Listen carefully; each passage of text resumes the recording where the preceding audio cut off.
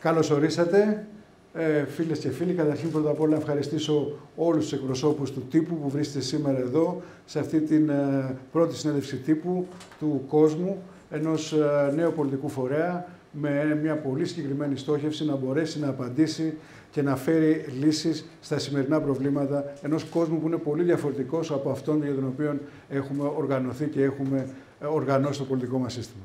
Θα κάνουμε μια συνέντευξη τύπου. Ευχαριστώ πολύ και όλους τους φίλους και τις φίλες και τους συνεργάτες και όλους όσους αυτούς τους μήνες, αυτά τα χρόνια θα έλεγα, έχουν δουλέψει, έχουν εργαστεί, έχουν εμπνευστεί, έχουν ονειρευτεί έναν διαφορετικό κόσμο, έναν κόσμο ο οποίος δεν θα μας οδηγεί από τη μία κρίση στην άλλη, έναν κόσμο ο οποίος δεν θα πιστεύουμε ότι ο Θεός δεν μας αγαπάει και ότι έχουμε προβλήματα τυχαία, αλλά που θα καταλαβαίνουμε ότι ο δρόμος που έχουμε πάρει είναι ένας δρόμος που μας φέρνει από τη μία κρίση στην επόμενη, από την επιστημιστική κρίση, από την κρίση ασφάλειας, από την κρίση της ακρίβειας, από την αγροτική σήμερα κρίση και βέβαια και από την κρίση δημοκρατίας που έχουμε δυστυχώς πια, όπως λέει το Ευρωπαϊκό Κοινοβούλιο, και η χώρα μας. Σήμερα ξεκινάμε μια πορεία για τις ευρωεκλογές, αλλά κυρίως ξεκινάμε μια μεγάλη πορεία για να μπορέσουμε να έχουμε και στη δικιά μας χώρα ένα πολιτικό φορέα, ο οποίος θα είναι μέρος της μεγάλης πράσινης πολιτικής οικογένειας σε όλη την Ευρώπη, αλλά και σε όλο τον κόσμο. Αυτό είναι κάτι που νομίζω ότι όλοι θα συμφωνήσουμε ότι στη χώρα μας λείπει. Δεν έχουμε καταφέρει τα τελευταία χρόνια να δημιουργήσουμε έναν φορέα ο οποίος θα είναι ανταγωνιστικός, θα είναι αποτελεσματικός, θα λειτουργεί επαγγελματικά, θα στηρίζεται πάνω στην επιστήμη, θα στηρίζεται πάνω στις λύσεις και δεν θα έχει στο επίκεντρό του την προστασία του πλανήτη, τον πλανήτη που ούτως ή άλλως ούτε να τον προστατεύσουμε μπορούμε, ούτε να τον καταστρέψουμε. Αυτό που μπορούμε και πρέπει και οφείλουμε να προστατεύσουμε είναι την ανθρώπινη αξιοπρέπεια, την ανθρώπινη οικονομία, την ανθρώπινη ζωή και την ανθρώπινη περιουσία. Είδαμε και στη χώρα μας, βλέπουμε και σε όλο τον κόσμο, καθώς ζούμε σήμερα στο θερμότερο χρόνο από την ιστορία που μετράμε, από την ιστορία που ξέρουμε θερμοκρασία, ζούμε σε μια κατάσταση η οποία μας φέρνει μπροστά σε όλο και μεγαλύτερες απειλές. Απειλές που βλέπουμε ότι δεν μπορεί να αντιμετωπίσει η παρούσα πολιτική κατάσταση.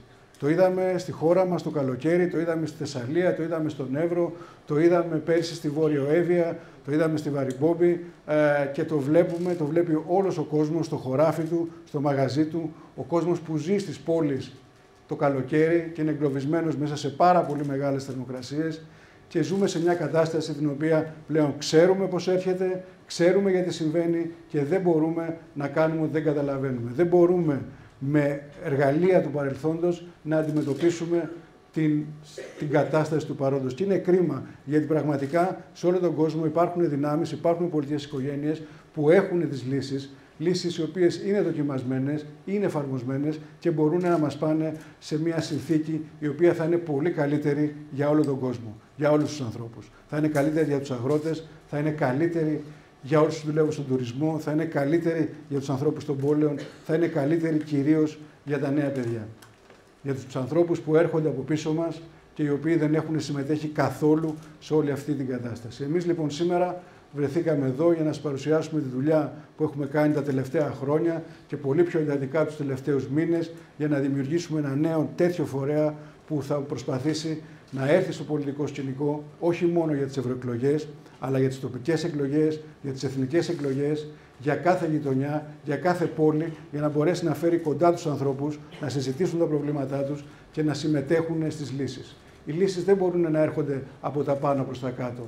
Οι λύσεις πρέπει να έρχονται μέσα από έναν νέο τρόπο συνεργασίας. Και έχουμε δει ότι τα τελευταία χρόνια και στην Ελλάδα, αλλά και σε όλη την Ευρώπη, ο κόσμος απομακρύνεται από την πολιτική γιατί δεν βρίσκει κάπου να κουμπίσει, δεν βρίσκει κάπου να συζητήσει, δεν βρίσκει κάπου να ακουστούν οι ανάγκες του και οι λύσεις του. Αυτό είναι αυτό που πρέπει να κάνουμε ακολουθώντας μια πεπατημένη.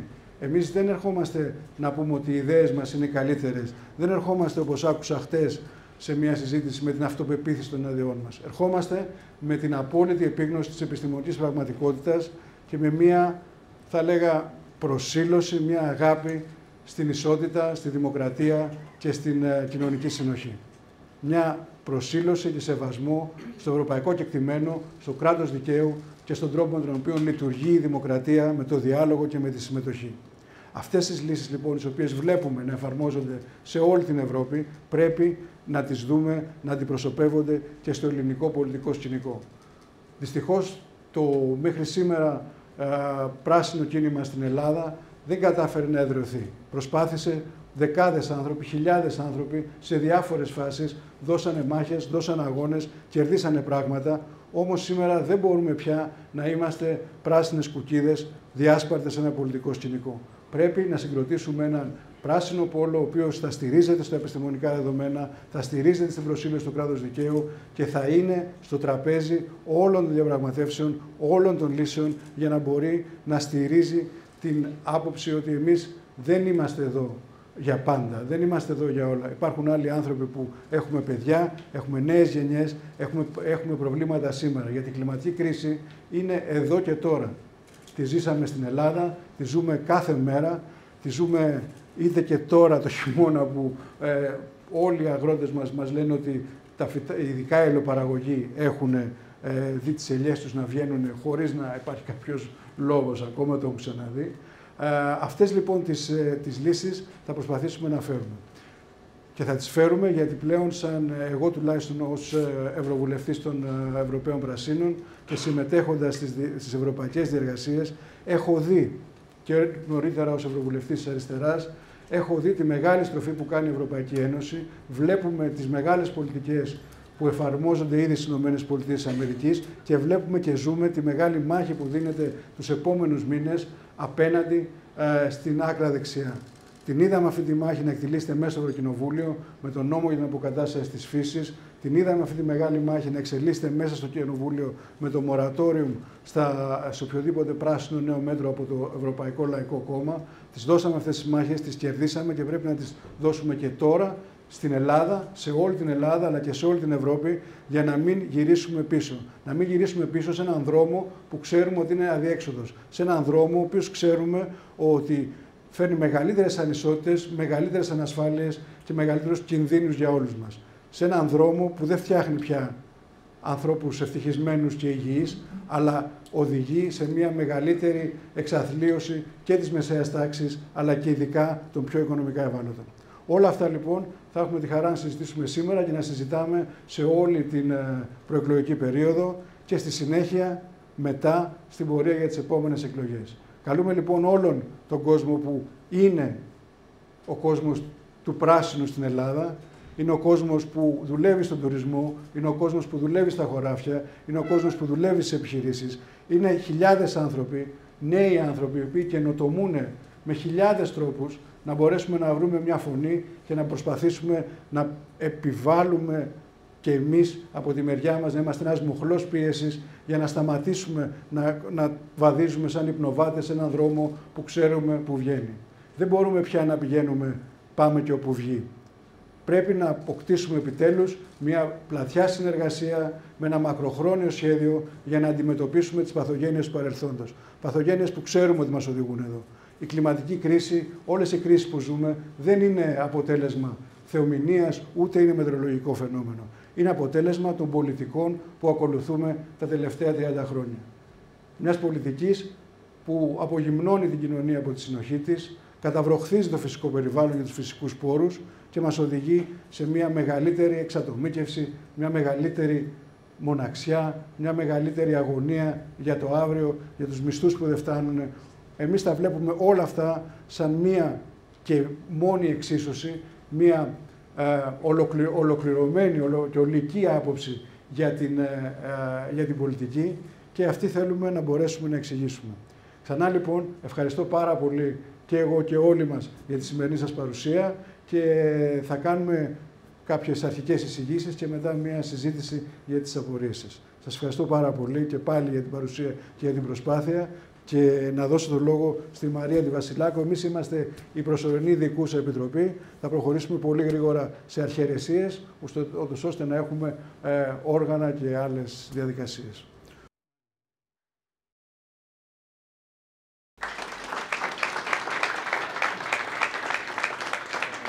Καλημέρα και σας ευχαριστώ πολύ που ήρθατε σήμερα.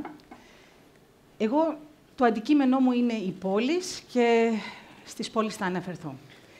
Ο 21ος αιώνας για πολλούς θεωρείται ο αιώνας των πόλεων, ο λεγόμενος Μητροπολιτικός αιώνας. Ήδη πάνω από 50% του παγκόσμιου πληθυσμού ζουν σε πόλεις που ολοένα και μεγαλώνουν και στην Ευρώπη είναι ήδη το 41%, στην Ελλάδα με την ευκαιρία, το κοίταξα μόλις σήμερα, είναι το 46 με 47% που ζουν σε πόλεις. Αυτό μας δείχνει κάτι ξεκάθαρα, ότι οι πόλεις βρίσκονται αυτή τη στιγμή στο επίκεντρο των πολλαπλών κρίσεων που αντιμετωπίζουμε παγκοσμίως. Για να αναφέρω απλώς μερικές, η ακρίβεια και οι οικογένειες αυτή τη στιγμή που, όπως γνωρίζουμε και στην Ελλάδα, δεν ξέρουν στο τέλος του μήνα πώς θα πληρώσουν τους λογαριασμούς τους, ειδικά για θέματα ενέργειας. Η στεγαστική κρίση, η οποία μαστίζει με την ευκαιρία ειδικά τους νέους, οι οποίοι είναι αναγκασμένοι να ζουν σε πολλές περιπτώσεις με την οικογένειά τους, αν έχουν φτάσει τα 30, τα 35, γιατί δεν έχουν τη δυνατότητα πλέον να πάρουν ένα δικό τους μια μέρισμα. Οι ανισότητες, οι οποίες εντείνονται. Και όταν μιλάω για ανισότητες, δεν μιλάω μόνο για κοινωνικές ανισότητες. Μιλάω για ανισότητες στις ευκαιρίες να πάμε μπροστά και να δημιουργήσουμε, που και αυτές με την ευκαιρία πλήττουν κυρίως τους νέους και τις γυναίκες. Η έλλειψη κινητικότητας, βιώσιμης κινητικότητας, αποτέλεσμα πόλεων οι οποίες χτίστηκαν γύρω από το αυτοκίνητο, με κύριο γνώμονα το αυτοκίνητο, το ΙΧ, ως τον μόνο τρόπο να μετακινούμαστε, με αποτέλεσμα σήμερα να έχουν καταδικαστεί στην ουσία σε ακινησία, μποτιλιάρισμα και υποβιβασμό του δημόσιου περιβάλλοντος. Και το τελευταίο, αστικό περιβάλλον ακριβώς ασφαλτοποιημένο, με έλλειψη πρασίνου, με πλημμύρες ως αποτέλεσμα αυτών, με καύσονες. Και θα το σταματήσω εδώ. Αν όμως συμφωνούμε όλοι ότι οι πόλεις είναι ακριβώς το επίκεντρο πολλαπλών κρίσεων, τότε ξεκάθαρο είναι ότι οι πόλεις είναι ακριβώς και το σημείο εκκίνησης για να μπορέσουμε να χτίσουμε όλοι μαζί ένα καινούριο μέλλον. Άρα, για μένα οι πόλεις είναι το χρυσό κλειδί για ένα μέλλον με ποιότητα ζωής, για ένα μέλλον με κοινωνική συνοχή, για ένα μέλλον στο οποίο θα ανταποκρίνεται ακριβώς σε αυτό που οραματίστηκε και ο ΟΗΕ, έτσι, όταν δημιούργησε τους παγκόσμιους στόχους για τη βιώσιμη ανάπτυξη. Δεν είναι τυχαίο ότι ένας από τους στόχους αυτός, ο στόχος νούμερο 11, αφορά βιώσιμες πόλεις. Άρα, αυτό σημαίνει και για μας ότι ξεκινάμε μαζί και οραματιζόμαστε πόλεις του μέλλοντος. Και τις χτίζουμε μαζί, βήμα-βήμα. Δεν τις οραματιζόμαστε μόνο για το μέλλον, τις οραματιζόμαστε και σήμερα. Και ξεκινάμε βήμα-βήμα να τις μετασχηματίζουμε και να τις χτίζουμε. Τι σημαίνει αυτό στην καθημερινή ζωή? Σημαίνει, παραδείγματος χάριν πόλης, όχι μόνο με μετρό, αλλά και με μέσα μαζικών συγκοινωνιών που περνάνε κάθε 5 λεπτά και μας πηγαίνουν στο μετρό από οποιοδήποτε σημείο της πόλης για να μπορέσουμε να μετακινηθούμε πιο γρήγορα και πιο αποτελεσματικά. Και επειδή δεν αντέχω να μην αναφέρω το παράδειγμα της Βιέννης, δεν είναι τυχαίο ότι εκεί ένα από τα πιο πυκνά συστήματα μαζικών συγκοινωνιών του κόσμου είναι ένα και από τα πιο φτηνά του κόσμου, όπου η ετήσια κάρτα απεριορίστων διαδρομών κάνει 365 ευρώ. Άρα με 1 ευρώ μόνο την ημέρα μπορεί κανείς να μετακινηθεί, να πάει όπου θέλει, όσες φορές θέλει. Μέσα σε ελάχιστα λεπτά. Να είναι σε 15 λεπτά στη δουλειά του και όχι 1 ώρα μποτιλιαρισμένος μέχρι να φτάσει ή μποτιλιαρισμένη. Πόλεις οι οποίες μπορούν να μετατραπούν σε εργοστάσια παραγωγής ενέργειας. Και εδώ δεν εννοώ μόνο τα φωτοβολταϊκά στις ταράτσες, εννοώ συστήματα τηλεθέρμανσης και μια σειρά άλλα μέτρα και λύσεις τα οποία μπορούμε να πάρουμε, να χτίσουμε μαζί για να προχωρήσουμε μπροστά. Πόλεις οι οποίες έχουν ζώνες ήπιας κυκλοφορίας σε κάθε γειτονιά και χώρους πρασίνου σε κάθε γειτονιά. Και για να πω και άλλο ένα τελευταίο που για μένα είναι και το πιο σημαντικό, πόλεις οι οποίες δημιουργούν ευκαιρίες για εταιρείες και επιχειρήσεις να πάνε μπροστά, να επενδύσουν και δημιουργούν με τον τρόπο αυτό χιλιάδες νέες θέσεις εργασίας, ποιοτικές θέσεις εργασίας και ευκαιρίες για νέους ανθρώπους να δημιουργήσουν και να εξειδικευτούν. Στην Ελλάδα, ήδη 6 πόλεις έχουν ξεκινήσει αυτό το ταξίδι και έχουν ολοκληρώσει το σχεδιασμό τους, ούτως ώστε μέσα στην επόμενη δεκαετία να κυνηγήσουν συστηματικά το στόχο της κλιματικής ουδετερότητας. Άλλες 80 πόλεις έχουν πλαισιωθεί γύρω τους, ζητώντας μεταφορά τεχνογνωσίας και θέλοντας και αυτές να πάρουν λύσεις, να τις εφαρμόσουν και να προχωρήσουν μπροστά. Τι χρειάζονται όμως οι πόλεις αυτές αυτή τη στιγμή? Πολλά.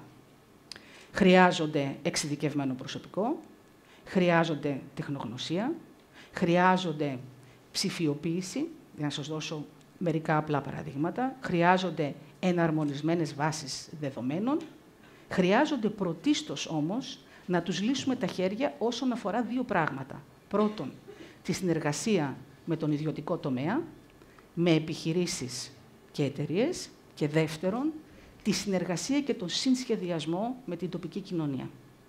Και για τα 2 αυτά αυτή τη στιγμή το πλαίσιό μας είναι ελλειπές.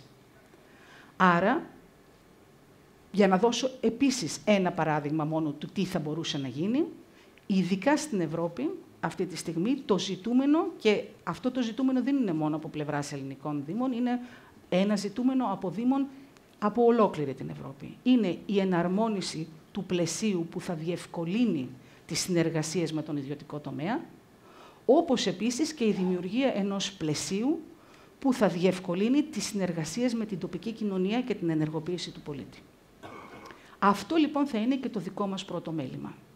Να κοιτάξουμε ακριβώς, να κυνηγήσουμε τη δημιουργία του πλαισίου αυτού.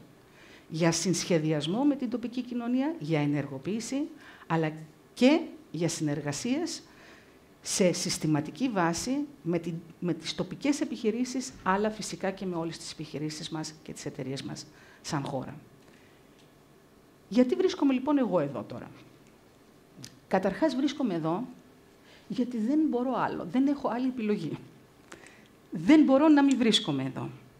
Έχω βιώσει τα τελευταία εφιαλτικά καλοκαίρια. Σκέφτομαι την Εύβοια που κάηκε, τη Βόρειο Εύβοια. Σκέφτομαι τη Ροδόπη που κάηκε.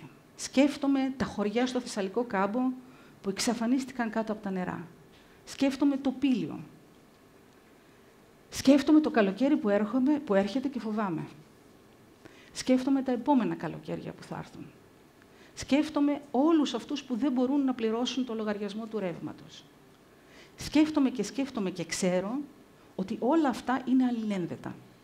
Ότι όλα αυτά μπορούν να λυθούν μαζί. Ότι όλα αυτά χρειάζονται λύσεις. Σήμερα, όχι αύριο, όχι μεθαύριο και όχι υπεκφυγές.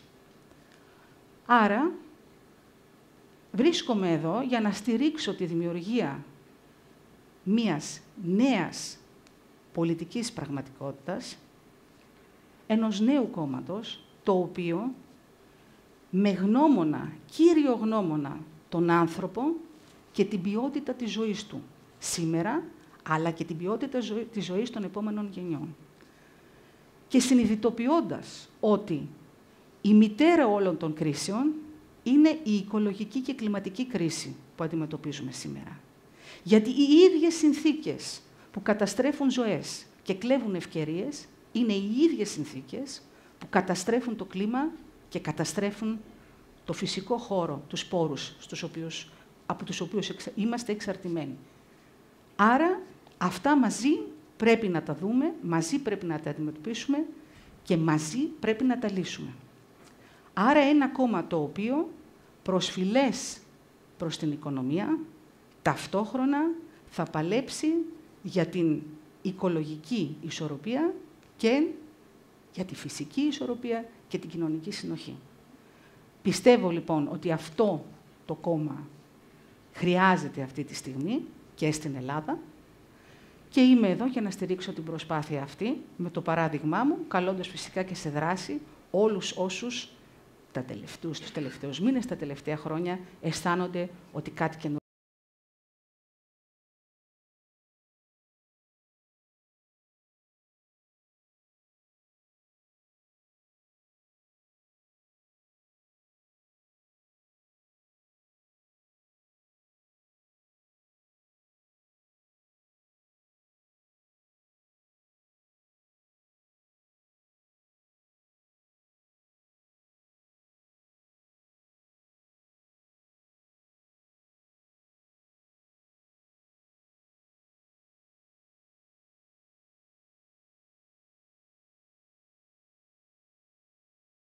άλλος, πέρα από το.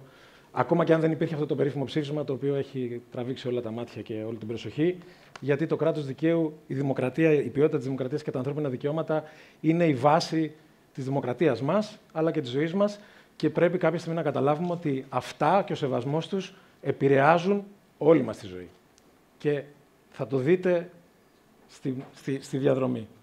Θα σας διαβάσω τον ορισμό του κράτους δικαίου, όπως τον πήρα από τη σελίδα του Συμβουλίου της Ευρωπαϊκής Ένωσης. Μπείτε, κάντε τον κόπο να μπείτε, να το δείτε. Στο πλαίσιο του κράτους δικαίου, όλες οι δημόσιες εξουσίες πρέπει πάντοτε να ενεργούν εντός των ορίων που καθορίζει ο νόμος.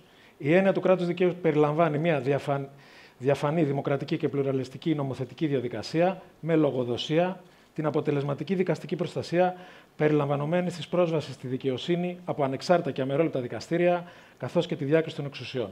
Το κράτος δικαίου επιβάλλει ισότιμη προστασία για όλους, βάσει του νόμου, και αποτρέπει την αυθαίρετη χρήση εξουσίας από τις κυβερνήσεις. Εξασφαλίζει την προστασία και το σεβασμό των βασικών πολιτικών και ατομικών δικαιωμάτων, καθώς και των ατομικών ελευθεριών. Αν δείτε τι γίνεται στη χώρα τα τελευταία χρόνια, θα καταλάβετε ότι αυτός ο ορισμός είναι πάρα πολύ σημαντικός. Παρακολουθήστε την εξεταστική στα Τέμπη. Με πόσο θράσος οι διοικούντες αποφεύγουν τις ευθύνες τους ή λένε ότι δεν τις έχουν. Δείτε με ποιο τρόπο η δικαστική εξουσία αντιμετωπίζει τα θύματα. Τι τους λέει, τι τους καλεί να κάνουν. Και σκεφτείτε ότι σε σχέση με αυτόν τον ορισμό δεν είμαστε καθόλου κοντά. Θα έλεγα ότι είμαστε πάρα πολύ μακριά.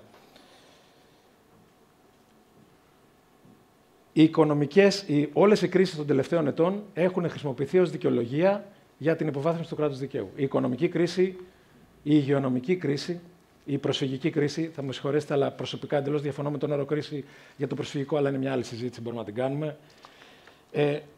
Χρησιμοποιήθηκαν λοιπόν ως δικαιολογία για να υποβαθμιστεί το κράτος δικαίου, γιατί χρησιμοποιούμε τη λογική του τώρα έχουμε άλλα ζητήματα, αφήστε τα αυτά τα δικαιώματα κτλ.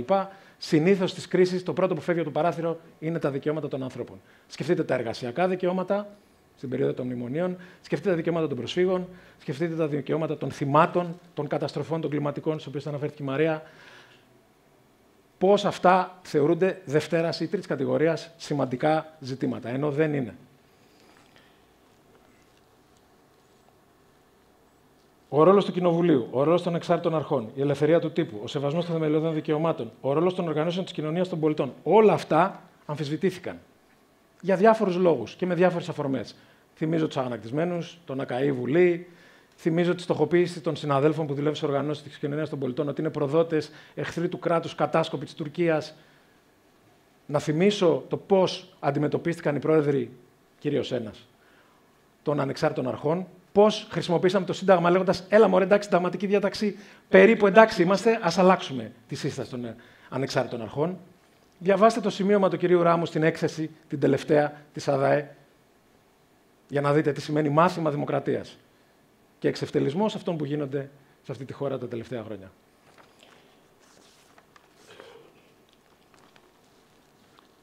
Το ψήφισμα του Ευρωπαϊκού Κοινοβουλίου, το οποίο όλοι συζητάμε προφανώς, δεν έρχεται από μόνο του, δεν αποφάσισαν κάποιοι μουρλοί ξαφνικά να βάλουν την Ελλάδα στο στόχαστρο. Αυτό είναι μια πολύ βολική διαδικασία που την κάνει και η κυβέρνηση και το κάνουν όλες οι κυβερνήσεις όλων των κρατών που βρίσκονται σε αυτό το επίπεδο.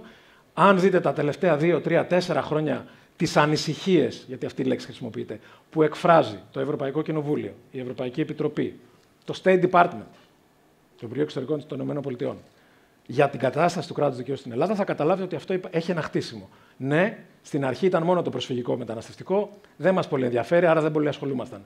Όταν αρχίσαμε να προσθέτουμε την ελευθερία του τύπου, την δίωξη και τη δολοφονία δημοσιογράφων, την ιστορία με τις ανεξάρτητες αρχές, την κακή νομοθέτηση, νυχτερινές τροπολογίες κτλ., τότε άρχισε η ανησυχία να μεγαλώνει. Και εκεί δημιουργήθηκε μια αίσθηση ότι η Ελλάδα διολυσθένει σε μια πολύ επικίνδυνη κατάσταση, την οποία το ψήφισμα του Ευρωπαϊκού Κοινοβουλίου την αναγνωρίζει. Δεν είναι τυχαίο, θα το δούμε και υπάρχουν και πιο ειδικοί από μένα ενδεχομένως, το ότι η πρόεδρος του Αριού Πάγου συγκαλεί ολομέλεια με αφορμή ένα ψήφισμα, το οποίο για την κυβέρνηση, έλα μωρέ, είναι προεκλογικό εργαλείο. Και είναι η 7η φορά, όπως μας λένε συνέχεια, που συζητάμε την κατάσταση στην Ελλάδα. Θα τη συζητήσουμε και ακόμα 7, είμαι σίγουρος. Αν δεν αλλάξει κάτι γρήγορα.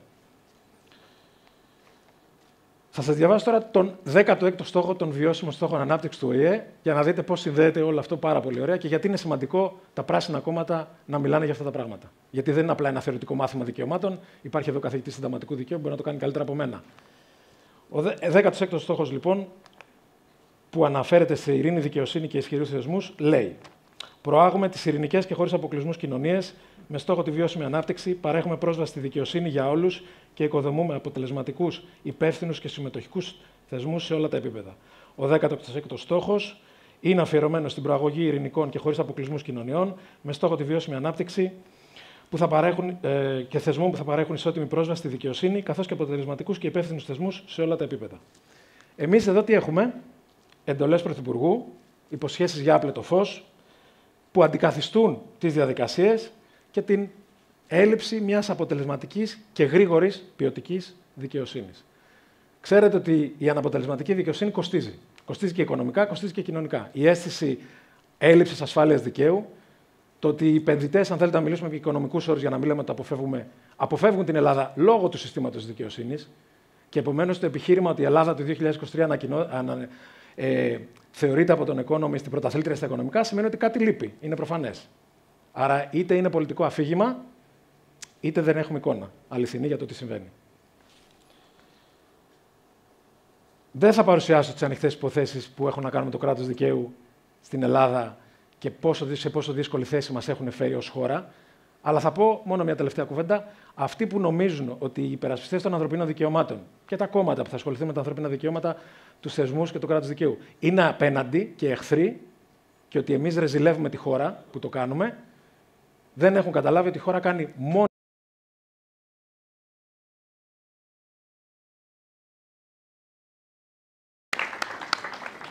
Νομίζω είμαστε στη διάθεσή σας. Θα προσπαθήσουμε να σας αφήσουμε να αυτοδιαχειριστείτε τη συζήτηση. Οπότε, η πρώτη ερώτηση. Ο κύριος Ανανιάδης. Ναι. Καλησπέρα. Απαντήσατε σε κάτι που ήθελα. Εγώ σας ξέρω. Είμαι ο Νότης Ανανιάδης και είμαι εδώ από την ΕΡΤ. Θα ήθελα, αν μπορείτε, να αυτοπροσδιοριστείτε, αν αυτοπροσδιορίσετε στον παραδοσιακό άξονα δεξιά-αριστερά, πού θα τοποθετήσει τον εαυτό του το κόμμα του ο κόσμος, και μια σχετική ενδεχομένως ερώτηση, γιατί επιλέγετε την αυτόνομη κάθοδο και όχι ενδεχομένως συνεργασία με άλλα κόμματα που, δόξα τω Θεώ, υπάρχουν αρκετά στην αριστερά. Μάλιστα. Και με τα οποία συνεργαστήκατε εσείς προσωπικά μέχρι πρόσφατα. Μάλιστα. Άρα, κύριε Ανανιάδη, προδικάζετε την απάντηση και θεωρείτε ότι εδώ βρισκόμαστε σε ένα κόμμα της αριστεράς. Νομίζω ότι η συζήτηση που γίνεται είναι ότι έχουμε φύγει από τον παραδοσιακό κόσμο, δεν έχουμε φύγει από έναν κόσμο που υπάρχει διάκριση μεταξύ δεξιάς και αριστεράς, δεν έχουμε φύγει από έναν κόσμο όπου υπάρχει διαχωριστική γραμμή απέναντι σε αυτούς που πιστεύουν ότι οι συλλογικές λύσεις είναι καλύτερες από τις ατομικές. Δεν έχουμε φύγει από έναν κόσμο που υπάρχει διαφοροποίηση ανάμεσα σε εκείνους που πιστεύουν ότι η αγορά μπορεί να τα λύσει όλα μόνη της και σε εκείνους που πιστεύουν ότι υπάρχει κοινωνία, υπάρχει ένα κράτος το οποίο θα πρέπει να προστατεύσει τους πιο αδύναμους και να μας πάει όλους μαζί μπροστά.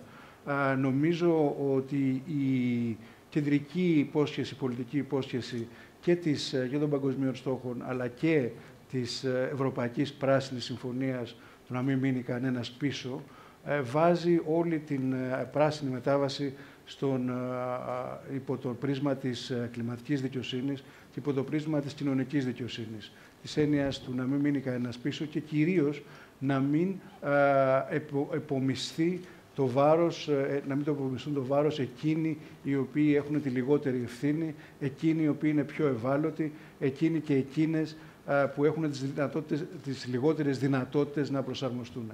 Επομένως, προφανώς, η πράσινη μετάβαση, η δίκαια μετάβαση εδράζεται στον ιστορικά εννοούμενο προοδευτικό χώρο, εδράζεται στον χώρο που ζητάει και απαιτεί από την οργανωμένη κοινωνία και από την πολιτεία να εφαρμόσει λύσεις προστασίας του κοινωνικού συνόλου και θα έλεγα ότι με αυτόν τον τρόπο είναι μια ξεκάθαρα προοδευτική, τουλάχιστον στο θεωρητικό επίπεδο. Στο πρακτικό επίπεδο δεν μπορώ να μην σας πω ότι τουλάχιστον στα χρόνια που είμαι εγώ στο Ευρωκοινοβούλιο, η σύμπλευση της αριστεράς των σοσιαλιστών και των πράσινων έχουν φέρει τεράστια αποτελέσματα όσον αφορά την πρόοδο της Ευρωπαϊκής Πράσινης Συμφωνίας, τον νόμο για την αποκατάσταση της φύσης, τον κλιματικό νόμο, αλλά και η συνεργασία η οποία συμπεριλαμβάνει σε αυτό το επίπεδο και τους φιλελεύθερους, ιδίως σε θέματα που έχουν να κάνουν με το κράτος δικαίου, με την προστασία της δημοκρατίας, με την ποιότητα της δημοκρατίας και των θεμελιωδών δικαιωμάτων. Επομένως, θα έλεγα ότι ένα σύγχρονο πράσινο κόμμα είναι προσιλωμένο στον ανθρωπισμό, στην προστασία του ανθρώπου, είναι προσιλωμένο στην προστασία του κοινωνικού συνόλου, είναι προσιλωμένο στις αρχές της επιστήμης και του διαφωτισμού και άρα στον διαχωρισμό των εξουσιών και μακριά από σκοταδιστικές απόψεις οι οποίες τείνουν να αντιμετωπίσουν τον σημερινό κόσμο με μια φοβικότητα, η οποία εντοπίζει από το πομπαίος τράγους, βρίσκει υπεύθυνους για τα κακά που μας βρήκανε και προσπαθεί να τους εξοβελήσει στο πύρτο εξώτερων. Αυτό δεν είναι μια συνθήκη η οποία μπορεί να τιμήσει την ευρωπαϊκή παράδοση του διαφωτισμού, την πίστη στην επιστήμη. Είναι αντίθετα μια συνθήκη που πρεσβεύουμε εμείς, είναι ότι θα πρέπει να έχουμε το θάρρος να κοιτάξουμε στα μάτια τις ευθύνες μας, τις ευθύνες της δικιάς μας γενιάς, μπροστά σε αυτή την κατάσταση που έχουμε βρεθεί και να έχουμε το θάρρος να πάρουμε γενναίες ριζοσπαστικές αποφάσεις για το καλό του κόσμου, για να αποφύγουμε τις θυσίες των επόμενων γενιών. Επομένως, θα έλεγα ότι βεβαίως είμαστε στον ευρύτερο χώρο το προοδευτικό και δεν θα ήθελα να προδικάσω οτιδήποτε μέχρι το να έχουμε όργανα τα οποία θα συζητήσουν αυτές τις συνεργασίες. Η ανάγκη βεβαίως υπάρχει μέσα σε αυτή την αναδιάταξη και την αναντήρητη, ας το πούμε, κυριαρχία, μάλλον θα έλεγα στην Ελλάδα κυριαρχία της δεξιάς και πανευρωπαϊκά ανάδυση μιας πιο δογματικής άκρας δεξιάς, που είναι αντίθετα σε όλα αυτά που λέμε, μια άκρα δεξιά που θέλει να μας πείσει ότι μπορούμε να γυρίσουμε σε μια κανονικότητα που δεν υπάρχει ή που υπήρχε, που θέλει να μας πείσει ότι υπάρχουν απλές λύσεις σε περίπλοκα προβλήματα, σε έναν, θα έλεγα, ριζοσπαστικό ακροδεξιό λαϊκισμό. Σε αυτό είμαστε απέναντι. Σε αυτό είμαστε ξεκάθαρα απέναντι και θα συνεργαστούμε με όλες τις δυνάμεις που υπάρχουν στο δημοκρατικό τόξο, στο τόξο του ορθού λόγου, για να μπορέσουμε να το αντιμετωπίσουμε. Ναι.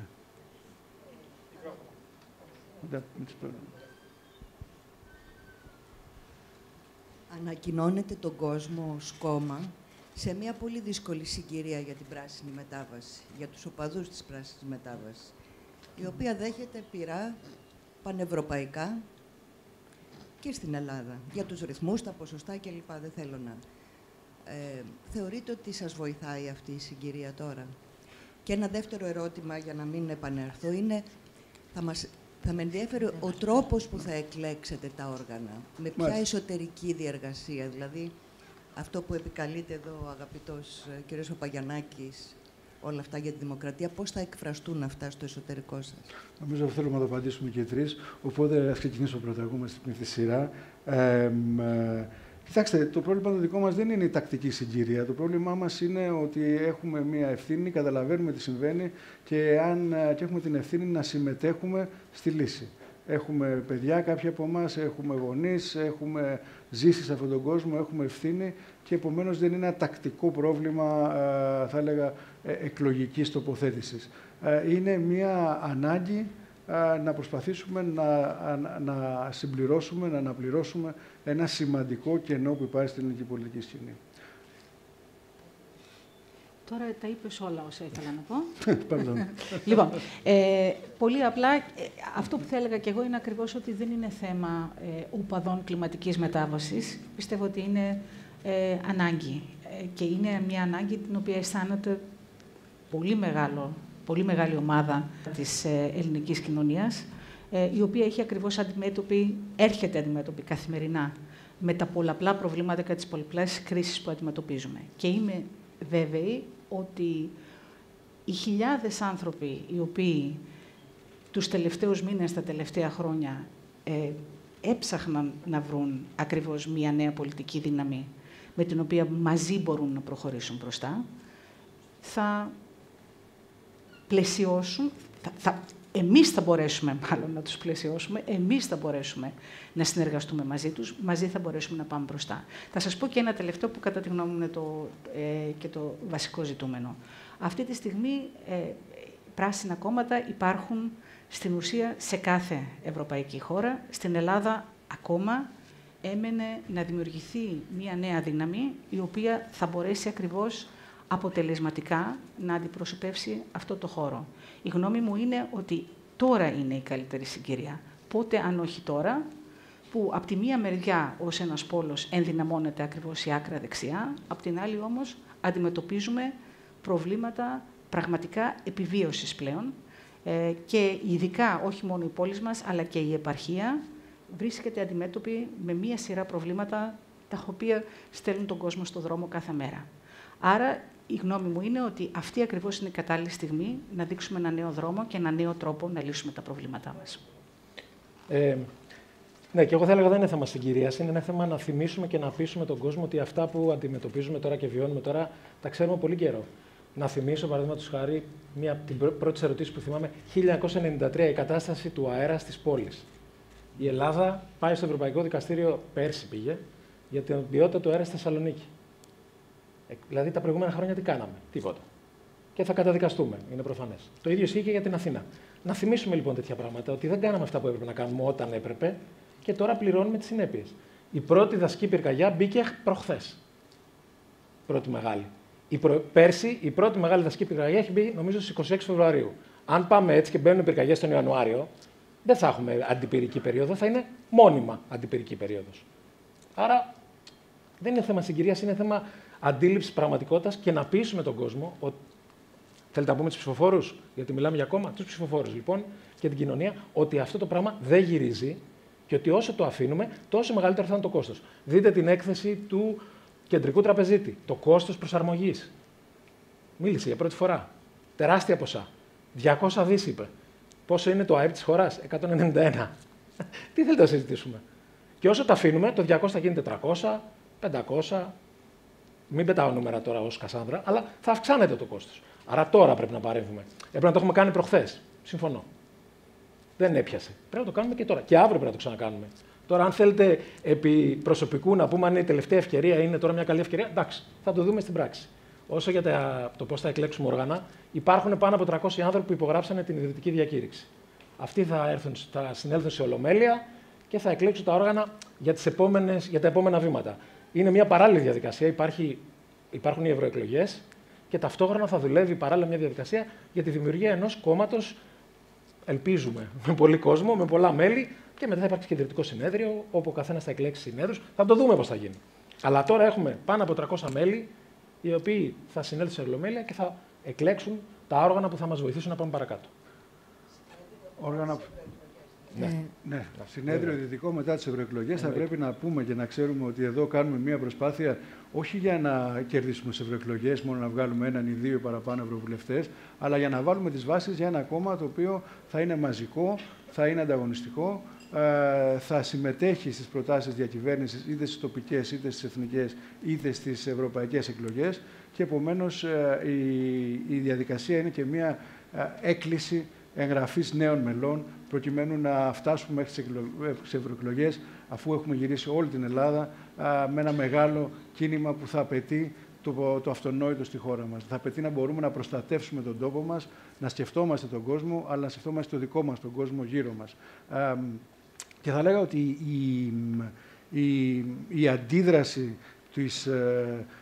αντίδραση του καθεστώτος συστήματος που βλέπουμε να εκφράζεται πολιτικά στην Ευρώπη είναι ακριβώς και ο λόγος για τον οποίο πρέπει να δώσουμε αυτή τη μάχη. Είναι μια μάχη που δόθηκε και κερδίθηκε στην Ισπανία. Είναι μια μάχη που δόθηκε και κερδίθηκε στην Πολωνία. Πάρα πολύ σημαντική. Είναι μια μάχη που χάθηκε στην Ολλανδία.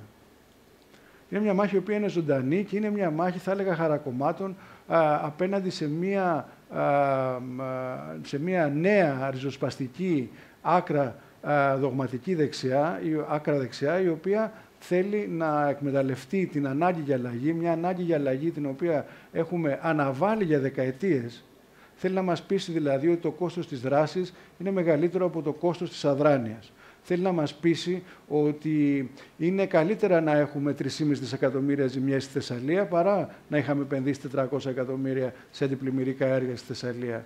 Θέλει να μας πείσει για μια παράλογη ιδέα ότι θα πρέπει να έχουμε φαγητά με περισσότερα φυτοφάρμακα, με περισσότερα λιπάσματα και να μας πείσει ότι το πρόβλημα της αγροτικής παραγωγής είναι η ΚΑΠ, η οποία ακόμα δεν έχει εφαρμοστεί και μια ΚΑΠ την οποία άλλωστε μόνο οι πράσινοι δεν έχουν ψηφίσει. Είναι μια ΚΑΠ την οποία η ίδια η άκρη δεξιά έχει υπερψηφίσει, η οποία ακόμα δεν έχει εφαρμοστεί, ενώ οι αγρότες μας λένε ότι το πρόβλημα είναι η υψηλή τιμή της ενέργειας, η υψηλή τιμή του πετρελαίου, η υψηλή τιμή των φυτοφαρμάκων, η υψηλή τιμή των λιπασμάτων και ακόμα περισσότερο είναι η πολύ χαμηλή τιμή που παίρνουν από τους παραγωγούς, η μεγάλη διαφορά, η μεγάλη απόσταση από την τιμή που βγαίνουμε στο ράφι και τελικά έχουμε καταλήξει σε έναν κόσμο όπου οι αγρότες δεν ανταμείβονται δίκαια για τον κόπο τους, όπου το έδαφος, το νερό και άρα η δυνατότητά του να παράγει τροφή στο μέλλον κανιβαλίζεται και καταστρέφεται καθημερινά και όπου οι καταναλωτές δεν μπορούν να πλησιάσουν το σούπερ μάρκετ.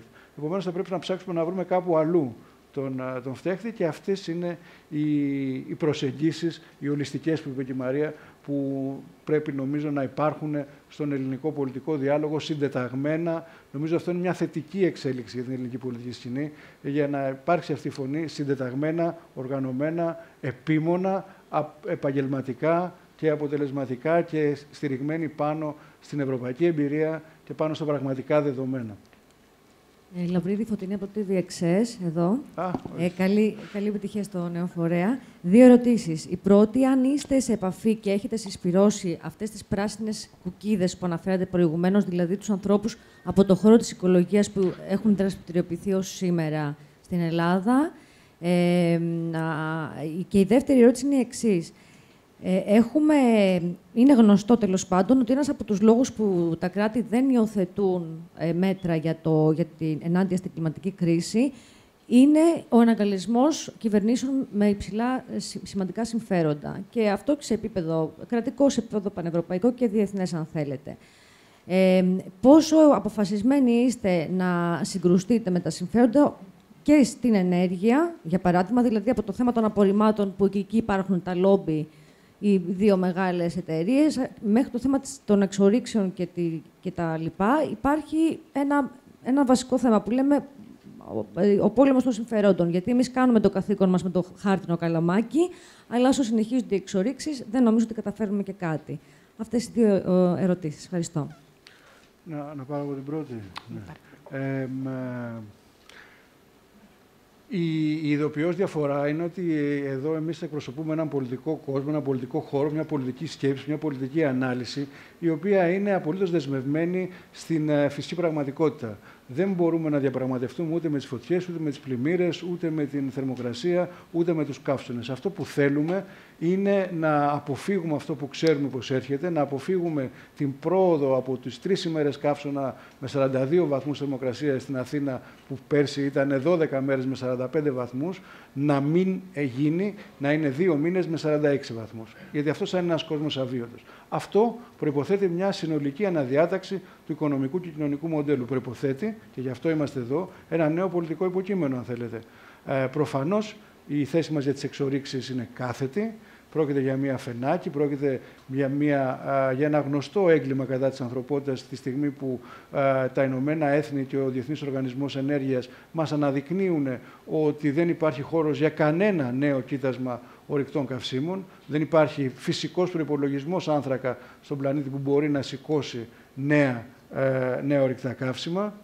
Αυτό είναι κάτι που σίγουρα θα πρέπει να απασχολεί τους μετόχους των πετρελαϊκών εταιριών ή άλλων εταιριών, οι οποίες έχουν στους συλλογισμούς τους εγγεγραμμένα γνωστά κοιτάσματα που πιθανότατα δεν θα μπορέσουν να εξορίξουν.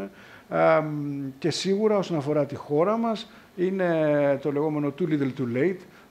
Σίγουρα οι εξορίξεις στον ελληνικό χώρο και στον ευρωπαϊκό γενικότερα χώρο, σε έναν χώρο ο οποίος έχει δεσμευτεί νομικά για μηδενικό άνθρακα, για κλιματική ουδετερότητα, δηλαδή το 2050 Νομίζω ότι η ιδέα ότι θα προλάβει κάποιος να βρει πετρέλαιο που βρίσκεται θαμμένο τουλάχιστον 3.000 μέτρα κάτω από τη θάλασσα, όχι δηλαδή φτηνό πετρέλαιο όπως αυτό που έχουν στη Σαουδική Αραβία, και ένα πετρέλαιο δύσκολο, θα προλάβει να βρει να το πουλήσει κάπου. Όπως επίσης και το μεγάλο ψέμα της άκρας δεξιάς και άλλων που πουλάνε άλλου είδους θεραπείες πνευματικές ή σωματικές, ότι αυτός είναι ένας μεγάλος πλούτος, και αυτό δεν ισχύει. Δεν έχουμε δει πουθενά στον πλανήτη όπου υπάρχει πετρέλαιο να είναι πλούσιος ο λαός και ο κόσμος. Στη χώρα μας τα συμβόλαια εξόρυξης ορίζουν ξεκάθαρα ότι ούτε η χώρα μας θα έχει προτεραιότητα στην προμήθεια ορυκτών καυσίμων, ούτε θα έχει προνομιακές τιμές άλλες από αυτές που ορίζονται από τη διεθνή αγορά πετρελαίου. Επομένως, όλο αυτό είναι μια ψευδής υπόσχεση, που βάζει σε τεράστιο κίνδυνο τη ζωή, μια τεράστια οικονομική βιομηχανία της χώρας μας, τον τουρισμό, βάζει σε τεράστιο κίνδυνο τον μεγάλο πλούτο της χώρας μας, την σπουδαία βιοποικιλότητα που υπάρχει αυτή τη στιγμή στο Αιγαίο. Βεβαίως ανοίγει θέματα εθνικής ασφάλειας και ανταγωνισμών και αποτελεί, επαναλαμβάνω, ένα σοβαρό έγκλημα κατά της ανθρωπότητας. Το ίδιο ισχύει και για τη ρύθμιση της αγοράς ενέργειας. Μιας αγοράς ενέργειας, η οποία στη χώρα μας έχουμε δει με τον σκληρότερο τρόπο για τους πιο ευάλωτους και τον σκληρότερο τρόπο για την εθνική οικονομία, ότι είναι μια αγορά η οποία είναι ρηχή, είναι μια αγορά η οποία είναι κακορυθμισμένη, είναι μια αγορά η οποία χρειάζεται άμεση αναμόρφωση και άμεσο έλεγχο, όπως και όλες οι αγορές. Δεν είναι μόνο της ενέργειας, είναι και οι αγορές, θα έλεγα, των τροφίμων στην Ελλάδα. Είναι μια σειρά από αγορές που είναι κακορυθμισμένες και ιδιαίτερα ρηχές και είναι και, θα έλεγα, ευαίσθητες σε στρεβλώσεις και διάφορα ολιγοπόλια που λειτουργούν. Σε αυτά είμαστε σαφέστατα απέναντι. Και η άλλη σας ερώτηση ήταν για τις κουκίδες. Οι κουκίδες αναφερόντουσαν στους πολλούς πολιτικούς οι οποίοι βρίσκονται διασπαρμένοι σε διάφορα από τα μεγάλα ελληνικά κόμματα και προσπαθούν, κάνουν αγώνα, αλλά δεν καταφέρνουν δεν έχουμε δει τουλάχιστον ακόμα κανένα ελληνικό κόμμα να έχει κατορθώσει, να έχει ενσωματώσει αυτό το πολιτικό αντικείμενο, να έχει ενσωματώσει την ανάγκη για μια εντελώς νέα πολιτική, και γι' αυτό χρειάζεται να μαζευτούμε όλοι σε έναν χώρο. Οι συζητήσεις μας με τον ευρύτερο πράσινο χώρο είναι υπαρκτές, είναι συνεχείς, είναι θετικές, είναι συζητήσεις με σεβασμό, αλλά θα δούμε πώς θα προχωρήσουμε. Αυτό που θέλω να προσθέσω είναι ότι μίλησες για το τεράστιο ψέμα. Εγώ θα έλεγα ότι είναι ή το τεράστιο ψέμα ή η τεράστια αυταπάτη, γιατί σήμερα γνωρίζουμε όλοι ότι δεν υπάρχει η μία λύση. Η μία λύση, ειδικά στο ενεργειακό, η μία πηγή ενέργειας, κάτι το καινούριο, είτε μέσω εξορίξεων ή μία μεγάλη λύση που θα βρεθεί και θα λύσει όλα μας τα θέματα. Συνειδητοποιούμε ότι εν αντιθέσει οι λύσεις είναι χιλιάδες, είναι άπειρες, είναι τοπικές και προέρχονται όχι μόνο από τις επενδύσεις στην τοπική οικονομία και στις τοπικές κοινωνίες, αλλά και από την δραστηριοποίηση του καθενός. Άρα, όταν έρχεται κανείς αντιμέτωπος με ολιγοπόλια και μεγάλα συμφέροντα, όπως τα χαρακτηρίσατε, στην πραγματικότητα δεν είναι ποτέ μόνος. Είναι πάντα μαζί με χιλιάδες συμφέροντα. Χιλιάδες συμφέροντα του ιδιώτη, του πολίτη, της κάθε οικογένειας που αυτή τη στιγμή, παραδείγματος χάριν, προσπαθεί να ξεκινήσει την ενεργειακή αναβάθμιση της κατοικίας της. Αλλά διαπιστώνει ότι ακόμα και αν περιμένει για να πάρει την επιδότηση, πολύ πιθανά δεν θα πάρει το δάνειο που χρειάζεται. Και πλαισιώνεται επίσης και από τα συμφέροντα, χιλιάδες συμφέροντα εταιριών και επιχειρήσεων αυτή τη στιγμή, που είτε επενδύουν σε πράσινη τεχνολογία, είτε περιμένουν να δημιουργηθεί ακριβώς το πλαίσιο που θα τους δώσει τη δυνατότητα να συνεργαστούν, παραδείγματος χάριν με δήμους, ούτως ώστε ακριβώς να εφαρμοστούν άλλες λύσεις σε τοπικό επίπεδο. Και εγώ πιστεύω ότι ο δρόμος ο δικός μας δεν είναι μόνο ένας δρόμος που χρειάζεται θάρρος, χρειάζεται ακριβώς και συνεργασίες, χρειάζεται ένα πνεύμα που να λέει ότι μαζί όλοι θα μπορέσουμε ακριβώς να εφαρμόσουμε τις λύσεις που χρειαζόμαστε σε εθνικό αλλά και σε τοπικό επίπεδο. Ναι, σε αυτή την ερώτηση μιλάμε για ενεργειακή δημοκρατία. Αυτό βασικά λέμε. Θα μπορούσαμε να αντιστρέψουμε το ερώτημα και να πούμε γιατί η Ελλάδα δεν ήταν η πρώτη χώρα που ασχολήθηκε με τις ΑΠΕ. Πώς εργαλειοποιήσαμε τη ΔΕΗ ως χώρο ψηφοφόρων. μεγαλύτερος οδηγός στη χώρα. Τι ρόλο έπαιξε δηλαδή σε αυτό? Τι έκαναν οι κυβερνήσεις για να χρησιμοποιήσουν αυτό το τεράστιο asset που είχαν για να τραβήξουν τον δρόμο μπροστά? Είναι μια συζήτηση, δεν την έχουμε κάνει ποτέ. Γιατί άργησε η ΔΕΗ να μπει στο παιχνίδι? Γιατί αφήσαμε χώρο να μπουν και να προσαρμοστούν τα μεγάλα σφαίροντα ώστε να είναι έτοιμα να μπουν στην αγορά? Ποιος το έκανε αυτό? Εμείς το κάναμε? Οι κυβερνήσεις το κάνανε. Εξυπηρετώντας αυτό που λέτε, προφανώς, σε ένα βαθμό. Άρα έχουμε μια συζήτηση να κάνουμε γιατί έχουμε φτάσει εδώ που έχουμε φτάσει και με ποιο τρόπο και με ποιες επιλογές. Και οι επιλογές αυτές, για να απαντήσω και λίγο σε ένα προηγούμενο ερώτημα, έχουν ένα πρόσημο. Ιδεολογικό, πολιτικό, κοινωνικό, οικονομικό. Δεν θα το ξεπεράσουμε έτσι, δεν θα το αγνοήσουμε. Δεν θα μείνουμε σε αυτό και θα πάμε παρακάτω. Αλλά το παρακάτω είναι ενεργειακή δημοκρατία. Τα χιλιάδες συμφέροντα στα οποία αναφέρεται η Μαρία. Υπάρχουν, οι άνθρωποι θέλουν να το κάνουν και πρέπει να τους δώσουμε την ευκαιρία. Οι ενεργειακές κοινότητες που σιγά-σιγά αρχίζουν και κερδίζουν χώρο είναι ένα κομμάτι της λύσης. Δεν είναι η μόνη λύση. Υπάρχουν άνθρωποι που είναι εκτός grid. Έχουν μια ανεμογεννήτρια και είναι μόνοι τους. Εκτός ΔΕΗ, πληρώνουν τους φόρους τους, αλλά δεν θέλουν καμία σχέση με τους παρόχους. Υπάρχουν επιλογές. Το θέμα είναι αν υπηρετούμε την αγορά. Να εξυπηρετήσουμε δηλαδή τους ανθρώπους που θέλουν να βγάλουν λεφτά. Δεν είναι αυτή η λύση. Προφανέστατα.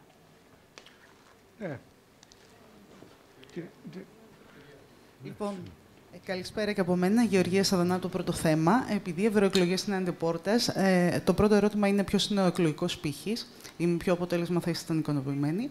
Το δεύτερο ερώτημα είναι ότι βλέπουμε στις δημοσκοπήσεις ένα έλλειμμα αξιοπιστίας και κυβερνησιμότητας από τον προοδευτικό χώρο. Και επειδή αυτοπροσδιοριστήκατε προς το παρόν προοδευτική, ήθελα να ρωτήσω αν ένα πράσινο κίνημα μπορεί να έχει προοπτική κυβερνησιμότητας. Να απαντήσω στη δεύτερη ερώτηση, να πω ότι καταρχήν έχει τεράστια ευθύνη να εισφέρει σε κυβερνητικές λύσεις, σε λύσεις διακυβέρνησης. Αυτή ακριβώς είναι η διαφορά ενός πράσινου πολιτικού κινήματος, όπου πρέπει να δώσει λύσεις σε πραγματικά υπαρκτά προβλήματα. Το παράδειγμα της αυτοκατανάλωσης στην Ελλάδα, τη αυτοπαραγωγής ενέργειας, παραδείγματος χάριν, όπου στην Ολλανδία, που δεν έχει τόσο πολύ ήλιο, έχουμε περίπου 1,5 εκατομμύριο νοικοκυριά που έχουν αυτή τη στιγμή που μιλάμε σήμερα τέτοιου είδους λύσεις αυτοπαραγωγής και αυτοκατανάλωσης σε μια χώρα που δεν έχει ήλιο και μια τεχνολογία που προφανώς υπάρχει. Βλέπουμε λοιπόν ότι στη χώρα μας το πρόβλημα προφανώς είναι ρυθμιστικό, προφανώς είναι γραφειοκρατικό, προφανώς είναι κακή εφαρμογή των τεραστίων οικονομικών ενισχύσεων που έρχονται από την Ευρωπαϊκή Ένωση για να μπορέσουμε να εφαρμόσουμε τέτοιες λύσεις. Άρα, εδώ δεν μιλάμε για ένα κόμμα διαμαρτυρίας, δεν μιλάμε για ένα κόμμα αντίθεσης ή εξέφρασης διαφορετικής άποψης, αλλά για έναν πολιτικό χώρο, ο οποίος έχει μια σαφέστατη πρόταση διακυβέρνησης της χώρας.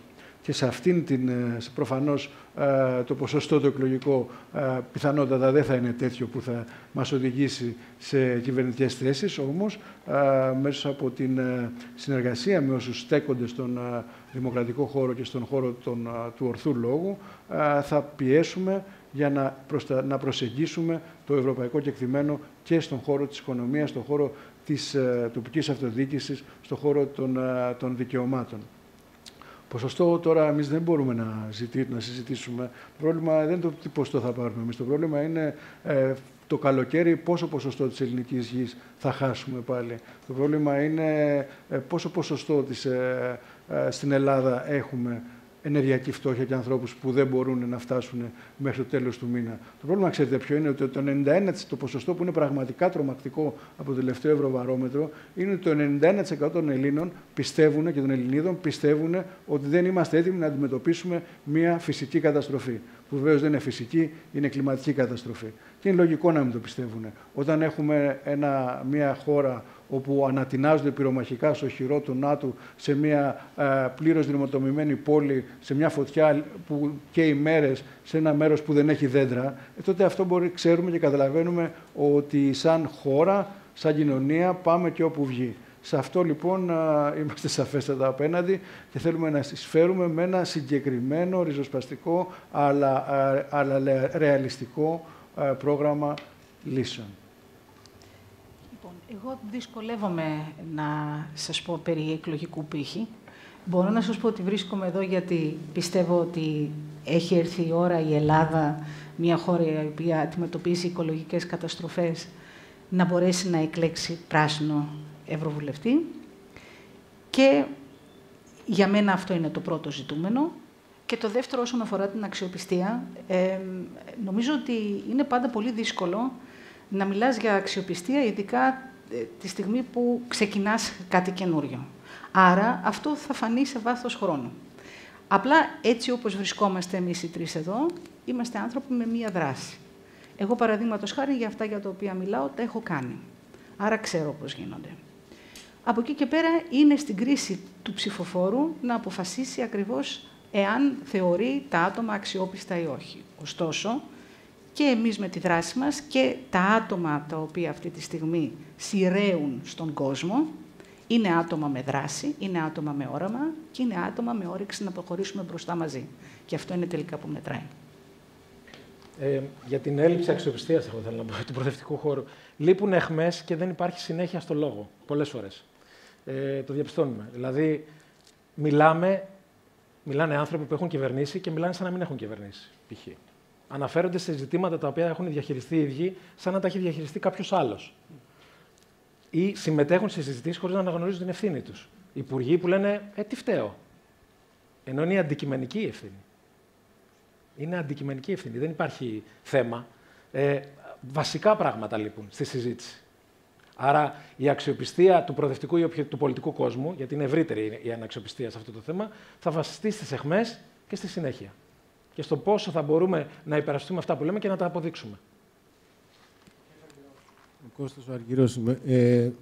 Πόσο σας προβληματίζει το γεγονός ότι ξεκινάτε αυτή την προσπάθεια σε μια εποχή που όλες οι προβλέψεις λένε ότι οι πράσινοι θα τα πάνε χάλια σε ευρωεκλογές. Θα χάσουν μέχρι και 20 έδρες. Όλοι λένε ότι οι πράσινοι δεν θα πάνε καλά σε ευρωεκλογές. Χαρακτηριστικά είναι τα παραδείγματα της Γερμανίας, της Αυστρίας, η Μαρία τα ξέρει καλά, που για μένα προσωπική άποψη έχει να κάνει και με τη συντηρητικοποίηση των πρασίνων. Αλλά, εν πάση περιπτώσει, φαίνεται ότι οι πράσινοι δεν θα είναι στους κερδισμένους αυτών των ευρωεκλογών. Είναι δηλαδή μια δύσκολη συγκυρία για να ξεκινήσει ένα πράσινο κόμμα στην Ελλάδα. Και με βάση και αυτό ήθελα να ρωτήσω, είστε αυτή τη στιγμή δηλαδή το επίσημο πράσινο κόμμα, θα δούμε τους επικεφαλείς της ομάδας να έρχονται εδώ και να σας στηρίζουν σε κάποια εκδήλωση προεκλογικά? Ευχαριστώ.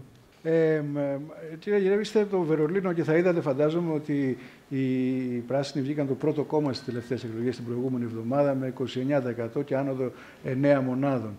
Αυτή είναι μια μάχη που θα δοθεί, δεν έχει χαθεί ακόμα. Νομίζω ότι ξεκινώντας από το συνέδριο της Λιών και το ψήφισμα του εκλογικού προγράμματος των Ευρωπαίων Πρασίνων, αλλά και τον αγώνα που θα δώσουμε όλοι σε όλη την Ευρώπη, θα μπορέσουμε να έχουμε διαφορετικά αποτελέσματα. Είναι μια κρίσιμη εκλογική διαδικασία. Είναι, θα έλεγα, η πλειοψηφία, μάλλον το πράσινο κύμα των νέων του 2019, που μας έφερε αυτή την πλειοψηφία στο Ευρωπαϊκό Κοινοβούλιο και που μας έφερε αυτή την νομοθεσία, η οποία έχει σκοπό να μας οδηγήσει σε έναν κόσμο όπου θα έχουμε καταναλωτικά προϊόντα χωρίς τοξικές ουσίες, όπου το νερό θα είναι καθαρό και ο αέρας θα είναι αέρας που μπορούμε να αναπνέουμε. Είναι πράγματα που νομίζω ότι είναι χρήσιμα για όλους. Φαίνεται πως τουλάχιστον στις δημοσκοπήσεις αυτό το κύμα πάει προς μια ψεύτικη υπόσχεση, μια υπόσχεση ψευδούς ασφάλειας.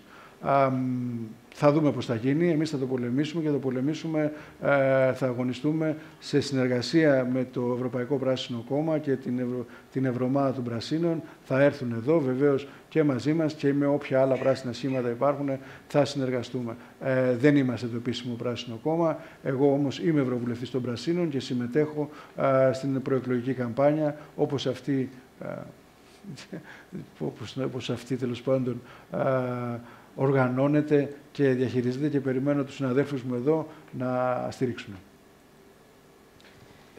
Να απαντήσω κι εγώ. Η συντηρητικοποίηση των πράσινων έχει ενδιαφέρον σαν παρατήρηση και συνδέεται και με την προηγούμενη ερώτηση. Το ζήτημα στην πολιτική αυτή τη στιγμή είναι ότι προσδιοριζόμαστε. Βάζουμε κάποιον απέναντι και λέμε εμείς δεν είμαστε αυτός και μιλάμε εναντίον αυτού. Της εξουσίας της κυβέρνησης, απέναντι στο Μητσοτάκη ή οτιδήποτε. Όποιοι το έκαναν, έχασαν. Γιατί επί της ουσίας διάλεξαν μια ατζέντα ενός άλλου και οι άνθρωποι είπαν γιατί να ψηφίσω εσένα αφού έχω το original. Την πάτησαν οι πράσινοι, θυμίζω, το 2012. Έτσι ακριβώς, εκεί ήμουνα και την πάτησαν. Την πάτησαν οι σοσιαλιστές στη Γαλλία που εξαφανίστηκαν σχεδόν, γιατί άρχισαν να μιλάνε σαν ανακροδεξιοί και είπαν: εντάξει, έχουμε τη Λεπέν, δεν χρειαζόμαστε το Βάλς. Ας ψηφίσουμε Λεπέν καλύτερα και τώρα η Λεπέν πιθανά θα βγει πρόεδρος. Άρα το ζήτημα δεν είναι αν συντηρητικοποιούνται, είναι τι επιχειρήματα χρησιμοποιείς στον πολιτικό λόγο το καινούριο αφήγημα. Το οποίο πρέπει να ισχύει, έτσι. Δεν λες παπάντζες. Ούτε χρησιμοποιείς τα επιχειρήματα των άλλων. Γιατί αν χρησιμοποιείς τα επιχειρήματα των άλλων, θα πάμε στο original. Είναι απλό. Δεν χρειάζεται να σπάσεις το κεφάλι σου. Λες τα ίδια με τον άλλον. Τον άλλον τον ξέρω, τα λέει 30 χρόνια, θα τον ψηφίσω και αυτό γίνεται. Το δεύτερο είναι ότι αυτά τα επιχειρήματα, και το είπε ο Πέτρος, είναι κοντόφθαλμα. Είναι για μεθαύριο. Αν θέλετε να βάλουμε τη συζήτηση για το δημογραφικό και την ακροδεξιά, είναι μεθαύριο η συζήτηση. Δεν λέει τίποτα παραπέρα. Στο τέλος της συζήτησης θα έρθουν πολύ άσχημα πράγματα, τα είδαμε στην Αμερική. Άρα, ωραία είναι να ψηφίζουμε τώρα για μεθαύριο και να κερδίζουμε εκλογές. Το μέλλον όμως δεν θα το καλύψουμε. Αυτό είναι το πρόβλημα.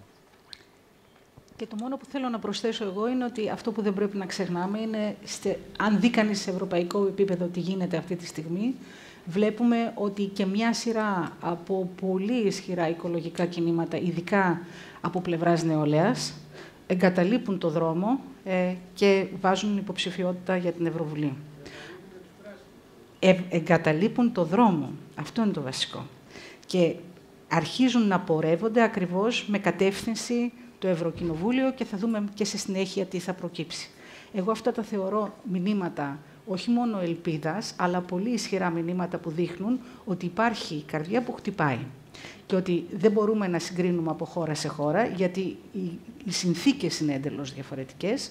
Άρα, νομίζω ότι ειδικά για την Ελλάδα, όπως έχουμε επαναλάβει ήδη τώρα 3-4 φορές, για να μην μακρηγορούμε, η στιγμή είναι καλή. Νίνα Μελισσόβα από το Αθηναϊκό Πρακτορείο Ειδήσεων. Είπατε ότι αν κατάλαβα καλά, θα προσπαθήσετε να είσαστε σε συζητήσεις με συγγενείς χώρους πράσινου και ότι θα προσπαθήσετε για την ενοποίηση αυτού του χώρου.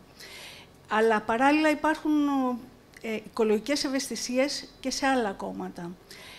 Οι συζητήσεις και η δυνατότητα σύμπραξης θα επεκταθεί και σε κάποιο από τα κόμματα αυτά που δεν είναι πράσινα, αλλά υπάρχουν μέσα εκεί οικολογικές ευαισθησίες. Η μία ερώτηση αυτή. Και η άλλη, θα ήθελα να μας πείτε κάτι περισσότερο για την νέα ΚΑΠ. Επειδή υπάρχει και το αγροτικό, το οποίο αυτό είναι στην επικαιρότητα και είναι σε έξαρση στη χώρα μας. Αν η νέα ΚΑΠ ανταποκρίνεται στις προσδοκίες για την πράσινη μετάβαση και εν ώψη του 2030, των στόχων του 2030. Ευχαριστώ. Ευχαριστώ εγώ. Να ξεκινήσω από την ΚΑΠ, γιατί την είχα χειριστεί το ένα από τα 3 κομμάτια, την κοινή οργάνωση της αγοράς, η οποία ήρθε στην παρούσα περίοδο και ψηφίστηκε, όπως και η καινούργια ΚΑΠ. Νομίζω ότι είναι αυτό που είπε νωρίτερα και ο Λευτέρης, η έννοια δηλαδή της αξιοπιστίας. Εδώ έχουμε μια κυβέρνηση η οποία είχε μια μοναδική και τεράστια ευκαιρία στην περίοδο του 2021 περίπου να δημιουργήσει για πρώτη φορά το Εθνικό Στρατηγικό Σχέδιο, να κάνει δηλαδή αυτό που προέβλεπε η ΚΑΠ, έναν ευρύ διάλογο, μια διαβούλευση στην οποία δυστυχώς η ελληνική κυβέρνηση έχει δείξει μια μεγάλη αλλεργία, είτε αυτό αφορά στο Ταμείο Ανάκαμψης Ανθεκτικότητας, είτε αυτό αφορά στο Ταμείο Δικής Μετάβασης, είτε και στο Εθνικό Στρατηγικό Σχέδιο, και να σχεδιάσει μαζί με τους αγρότες, μαζί με τους καταναλωτές, μαζί με τους κτηνοτρόφους, μαζί με τους μελισσουργούς, μαζί με τους γαλακτοπαραγωγούς, εγώ θα έλεγα μαζί και με τους ψαράδες, αν και για έναν περίεργο λόγο το ψάρεμα δεν συμμετέχει στο γενικό σύστημα τροφής. Επομένως, η ΚΑΠ έχει ένα πολύ μεγάλο πρόβλημα. Σχεδιάστηκε και στην ουσία ψηφίστηκε κατά την προηγούμενη περίοδο, όταν ακόμα δεν ήταν νόμος της Ευρωπαϊκής Ένωσης η κλιματική ουδετερότητα, όταν ακόμα δεν ήταν στόχος της Ευρωπαϊκής Ένωσης για την ανταγωνιστικότητά της και για την ανάπτυξή της και για την προστασία των πολιτών της, η Ευρωπαϊκή Πράσινη Συμφωνία. Και έγινε μια προσπάθεια να συνδυαστούν. Νομίζω ότι, και είπα και νωρίτερα, ότι τα προβλήματα των αγροτών δεν είναι προβλήματα της ΚΑΠ. Πρέπει να αποδεχτούμε ότι η ΚΑΠ χρειάζεται μια πολύ μεγάλη αλλαγή. Και γι' αυτό και η Πράσινη ήταν η μόνη πολιτική δύναμη που την καταψήφισε. Γιατί βλέπουμε ότι αντί να έχουμε ικανοποιημένους αγρότες, αντί να έχουμε μια ζωντανή ύπαιθρο, έχουμε στην Ελλάδα τουλάχιστον την μείωση της έκτασης, της καλλιεργήσιμης έκτασης, την αύξηση των εισαγωγών τροφίμων.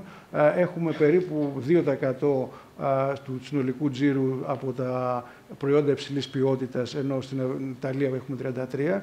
Και η Ελλάδα είχε μια τεράστια ευκαιρία να μπορέσει να προσεγγίσει τον αγροτικό και κατά συνέπεια την ύπαιθρο, εκμεταλλευόμενη τη δυνατότητά της να παράγει την καλύτερη τροφή στον κόσμο. Δεν το έκανε αυτό. Η κυβέρνηση αυτή είναι που αγνόησε το διάλογο, η κυβέρνηση αυτή είναι που έφερε το Εθνικό Στρατηγικό Σχέδιο. Επαναλαμβάνω όμως ότι δεν είναι τα προβλήματα των αγροτών, δεν είναι απέναντι στην ΚΑΠ κυρίως, είναι απέναντι στην ακρίβεια των εισρωών, των λιπασμάτων, των φυτοφαρμάκων, απέναντι, αν θέλετε, και στη γραφειοκρατία.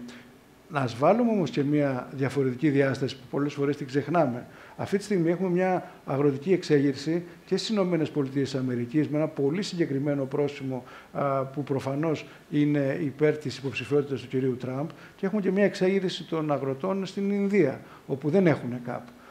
Η ΚΑΠ είναι ένα εργαλείο το οποίο είναι σημαντικό. Χρειάζεται σίγουρα μια μεγάλη αναμόρφωση προς την μεριά της προστασίας του εισοδήματος των αγροτών, της προστασίας της υγείας των καταναλωτών και της διατροφικής υγείας των καταναλωτών και στην προστασία της βιοποικιλότητας και της ικανότητας της φύσης να μας παρέχει τροφή, αλλά σίγουρα δεν είναι τέλεια. Και είναι ένα από τα μεγάλα αντικείμενα της επόμενης εκλογικής περίοδου, η νέα ΚΑΠ, η οποία, όπως και η κοινή πολιτική συνοχής, θα πρέπει να εναρμονιστεί με την Ευρωπαϊκή Πράσινη Συμφωνία. Η Ευρωπαϊκή Πράσινη Συμφωνία που θα πρέπει να επιβιώσει την μεγάλη επίθεση που δέχεται σε όλη την Ευρώπη αυτή τη στιγμή. Όχι, εγώ τίποτα. Δεν είναι το μέτρο. Για τις συνεργασίες... Ναι, υπάρχει περίπτωση να συμπράξετε με κάποιο κόμμα. Αφήστε να εκλέξουν τα όργανα που θα το συζητήσουν, γιατί επειδή μας ρωτάνε και μας ρωτάνε περίπου ατομικά. Δηλαδή, έχουν έρθει σε μένα και μου λένε τι θα κάνετε. Δεν μπορώ να απαντάω για 300 ανθρώπους. Μετά τη Δευτέρα που θα συνέλθουν και τα όργανα, να το πω έτσι πολύ γραφειοκρατικά, θα δούμε τις προτάσεις και θα το συζητήσουμε προφανώς. Δεν είμαστε σε φούσκα, αλλά θα το δούμε. Ατομικά, ναι. Δεν μπορώ να απαντάμε εκ μέρους ενός πράγματος που δεν υπάρχει. Απαντήσαμε, είπαμε. Προφανώς να μεταφέρω το αίτημα, το είπα και εγώ στον Πέτρο, ο Πέτρος το είπε σε μένα, το είπαμε στη Μαρία. Αλλά τι, ως άτομα. Τώρα είναι μια προσωρινή διδικούσα η οποία κάνει αυτό. Αυτός είναι ο ρόλος της. Το σημερινό. Και τίποτα άλλο. Και νομίζω ότι δεν μπορούμε να καταλογίσουμε κακή πρόθεση στα άλλα κόμματα, ότι θέλουν να καίγεται ο κόσμος, να θέλετε να καταστρέφεται η Ελλάδα. Δεν είναι ότι έχουν κακή πρόθεση. Υπάρχει όμως μια αδυναμία να προσαρμοστούν στα απαιτούμενα και στην συνολική αντιμετώπιση των πραγμάτων. Είναι κάπως εγκλωβισμένα, θα έλεγα, συνδέες του παρελθόντος. Επομένως, εμείς αυτό θέλουμε να εκφράσουμε. Και είναι μία επανάσταση η οποία δεν πρόκειται να γίνει από κάποια απεφωτισμένη μειοψηφία. Είναι μία ραγδαία, βαθιά, σπουδαία αλλαγή που έχει ήδη ψηφιστεί από την Ευρωπαϊκή Ένωση και η οποία απαιτεί πάρα πολύ μεγάλες συνενέσεις, συνεργασίες, και αυτό απαιτεί να υπάρχει κατανόηση, απαιτεί να υπάρχει συμμετοχή, απαιτεί ο κόσμος να καταλαβαίνει και να γνωρίζει τι είναι αυτό που θα συμβεί. Είναι αδιανόητο οι ίδιοι αγρότες σήμερα να θέλουν επανασχεδιασμό της ΚΑΠ και η κυβέρνηση να λέει επανασχεδιασμό της ΚΑΠ και κανένας να μην συζητάει για την μεγάλη χαμένη ευκαιρία του Εθνικού Στρατηγικού Σχεδίου. Ξέρετε, η ΚΑΠ είναι μια παλαιότερη κοινή ευρωπαϊκή πολιτική. Είναι η 7η ΚΑΠ. Είναι η πρώτη που επιτρέπει σε μια χώρα να κάνει την εθνική στρατηγική. Εσείς ξέρετε κανένα που να συμμετείχε σε αυτή την εθνική στρατηγική? Εγώ, επειδή συχνά βρίσκομαι σε αγροτικά κοινά, την κάνω συχνά αυτή την ερώτηση. Κανένας δεν έχει συμμετέχει. Αυτές λοιπόν είναι οι ευκαιρίες που είναι χαμένες και είναι αυτό η απόσταση από την ευρωπαϊκή πραγματικότητα και από την ευρωπαϊκή δημοκρατία μιας χώρας που θα έπρεπε να είναι και θα μπορούσε να είναι πρωτοπόρος, με τα οποία θα ασχοληθούμε στις ευρωπαϊκές εκλογές και θα αναδείξουμε αυτά τα προβλήματα. Τα προβλήματα που φέραν τη χώρα μας να καταδικάζεται για την έλλειψη πλημμυρικών χαρτών μια εβδομάδα πριν από την πλημμύρα της Θεσσαλίας. Τα προβλήματα που φέραν τη χώρα μας να καταδικάζεται για την σιδηροδρομική ασφάλεια μια εβδομάδα πριν από το έγκλημα των τεμπών.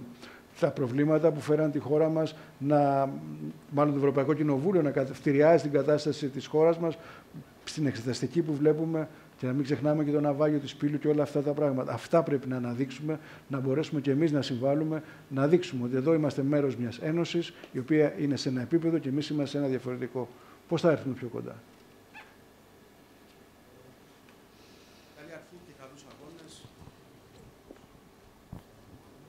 Καλή αρχή και καλούς αγώνες. Νίκος Παναγιώτου από Κόντρα Channel.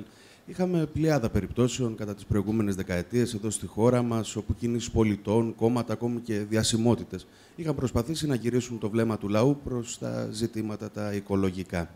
Θα ήθελα να μας πείτε με ποιο τρόπο θα προσπαθήσετε εσείς να ευαισθητοποιήσετε τους πολίτες γύρω από αυτά τα ζητήματα. Λέμε συχνά ότι πάγεται στη σφαίρα του ευκόλως εννοούμενου.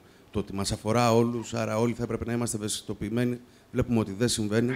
Άρα θα ήθελα να δω με ποιο τρόπο αυτό θα συμβεί από πλευρά σας. Εγώ θα έλεγα πολύ απλά, επειδή προχωράει η ώρα και μου ήρθε και το νόημα...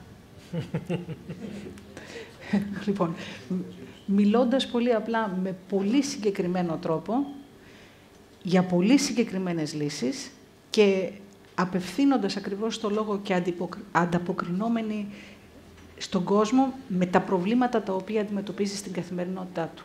Εγώ πιστεύω ότι δεν υπάρχει άλλος δρόμος στην πολιτική, πέρα από το να έχουμε φυσικά μία ολιστική άποψη για τα θέματα, πέρα από το να βλέπουμε πώς όλα είναι αλληλένδετα μεταξύ τους, να εστιαζόμαστε και στην καθημερινότητα και να εστιαζόμαστε και στην καθημερινή πραγματικότητα όπως τη βιώνει ο καθένας.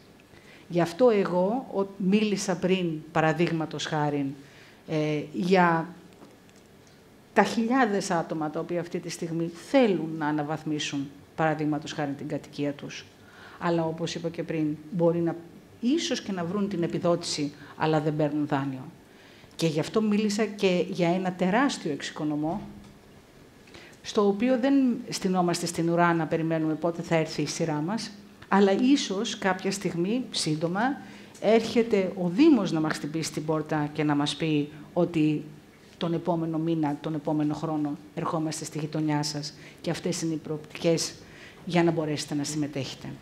Δηλαδή, στην ουσία, αυτό που πρέπει να καταλάβουμε είναι ότι πρέπει να φύγουμε από τη λογική του ότι στείνομαι στη σειρά και αν έχω τύχη παίρνω κάτι και να καταλάβουμε ότι αυτό που πρέπει να κάνουμε είναι πολύ συστηματικά και πολύ οργανωμένα, πόρτα με πόρτα, τετράγωνο με τετράγωνο, γειτονιά με γειτονιά, να προχωρήσουμε σε μετασχηματισμό. Και αυτό είναι μόνο ένα από τα άπειρα παραδείγματα που θα μπορούσε να φέρει κανείς για το τι σημαίνει μετασχηματισμός και όχι μόνο της οικονομίας, αλλά και της τυπικής κοινωνίας και πάντα με γνώμονα την κλιματική δράση. Άρα, άλλη μια φορά, εγώ πιστεύω ότι είναι πολύ... Το πιο σημαντικό είναι να μπορεί κανείς συγκεκριμένα προβλήματα, με συγκεκριμένο τρόπο, με συγκεκριμένες λύσεις να απευθυνθεί. Μου επιτρέψτε να κάνω μια ερώτηση, έτσι, για να δείξουμε λίγο... Γιατί δεν έχουμε τρένο στην Ελλάδα? Έγιναν τα τέμπη, η τραγωδία των τεμπών, το έγκλημα. Δεν συζητήσαμε γιατί δεν έχουμε τρένο στην Ελλάδα. Κανείς δεν ξέρει. Πώς μια χώρα που έχει 600 χιλιόμετρα ενδοχώρα από τη μια άκρη μέχρι την άλλη, έχει αεροπλάνο, έχει κτέλ, αυτοκίνητο, δεν έχει τρένο. Σε άλλες χώρες ζουν 60 χιλιόμετρα από την πόλη και πηγαίνουν έρχονται με τρένο για να πάνε στη δουλειά τους. Και εμείς κάναμε προαστιακό πριν μερικά χρόνια και το θεωρούμε επίτευγμα. Γιατί δεν έχουμε τρένο? Πολύ ωραία. Πολύ ωραία. Επομένως, απαντάτε λοιπόν μόνοι σας ότι εδώ έχουμε μια πολύ μεγάλη συζήτηση να κάνουμε με πολύ συγκεκριμένα ζητήματα και να σκεφτούμε γιατί έχουμε φτάσει εδώ που έχουμε φτάσει. Επαναλαμβάνω, έχουμε φτάσει εδώ για πολύ συγκεκριμένους λόγους. Και το έχουν κάνει πολύ συγκεκριμένοι άνθρωποι. Όχι ατομικά, σαν ομάδες κομματικές, κυβερνήσεων κτλ. Αυτό είναι η απάντηση στο ερώτημά σας βασικά. Να αρχίσουμε να λέμε συγκεκριμένα πράγματα, το λέει και η Μαρία. Γιατί η πόλη είναι παραδομένη σε αυτοκίνητο? Γιατί είναι τρίπλο, τετράπλο παρκαρισμένα? Γιατί αν δεν ήταν τριπλοπαρκαρισμένη η Σόλνος, η Ιπποκράτους, η Τρικούπη, το κέντρο θα ήταν ένα τεράστιο πάρκινγκ? Γιατί? Και εντάξει, αν θέλετε να κάνουμε και πλάκα, γιατί ήταν και κοντά οι εκλογές και αυτό, ο μεγάλος περίπατος κτλ. Ναι, να κάνουμε και λίγο τρολάρισμα. Δεν είναι αυτό το πρόβλημα. Δεν έχουμε ποδήλατο. Είχαμε τραμ, το ξυλώσαμε και το ξαναφτιάξαμε. Γιατί? Δηλαδή, απλά ερωτήματα καθημερινά, τα οποία δεν τα έχουμε απαντήσει. Δεν τα έχουμε συζητήσει, όχι απαντήσει. Μεταξύ μας να συμφωνήσουμε ότι δεν έχουμε κάνει εγκλήματα. Εγκλήματα που κοστίσαν άπειρα λεφτά. Άπειρα λεφτά. Και προφανώς εξυπηρέτησαν συγκεκριμένα συμφέροντα πολιτικά, μικροκομματικά. Όλοι οι εργαζόμενοι στο τραμ είναι από τη Ροδόπη, όλοι οι εργαζόμενοι στο Μουσείο της Ακρόπολης είναι από τη Μεσσηνία, όλοι οι εργαζόμενοι στο τέτοιο είναι από τις Σέρρες. Εντάξει τώρα. Σε άλλη χώρα ζούμε? Όχι. Αυτό είναι έγκλημα. Και κοστίζει και θα το πληρώνουμε όσο δεν το αλλάζουμε. Και νομίζω ότι ο κόσμος έχει καταλάβει ότι είναι ώρα να αλλάξουμε. Ο κόσμος ζει αυτή την κατάσταση και βλέπει ότι όσο προχωράει αυτή η πορεία προς το πάμε και όπου βγει, μας πηγαίνει προς έναν όλεθρο. Μας πηγαίνει σε ένα πράγμα το οποίο έχει κόστος στην ποιότητα της ζωής μας, στην δημόσια υγεία, στην οικονομία. Το κόστος της αδράνειας πλέον είναι αβάσταθο και τεράστιο. Και ποιο είναι το αντίδοτο της αδράνειας? Είναι η οργάνωση, είναι να ακολουθήσουμε αυτό που κάνουν όλες οι χώρες του κόσμου, να στηριζόμαστε πάνω σε πραγματικά δεδομένα, να στηριζόμαστε, να πιστεύουμε αυτό που λέει η επιστήμη και όχι αυτό που μας λέει ο φίλος μας από τη Μεσσηνία, και να το κάνουμε όλοι μαζί για το καλό όλων και όχι κάποιου συγκεκριμένου ομάδας ανθρώπων περισσότερο. Θα μου επιτρέψετε μία...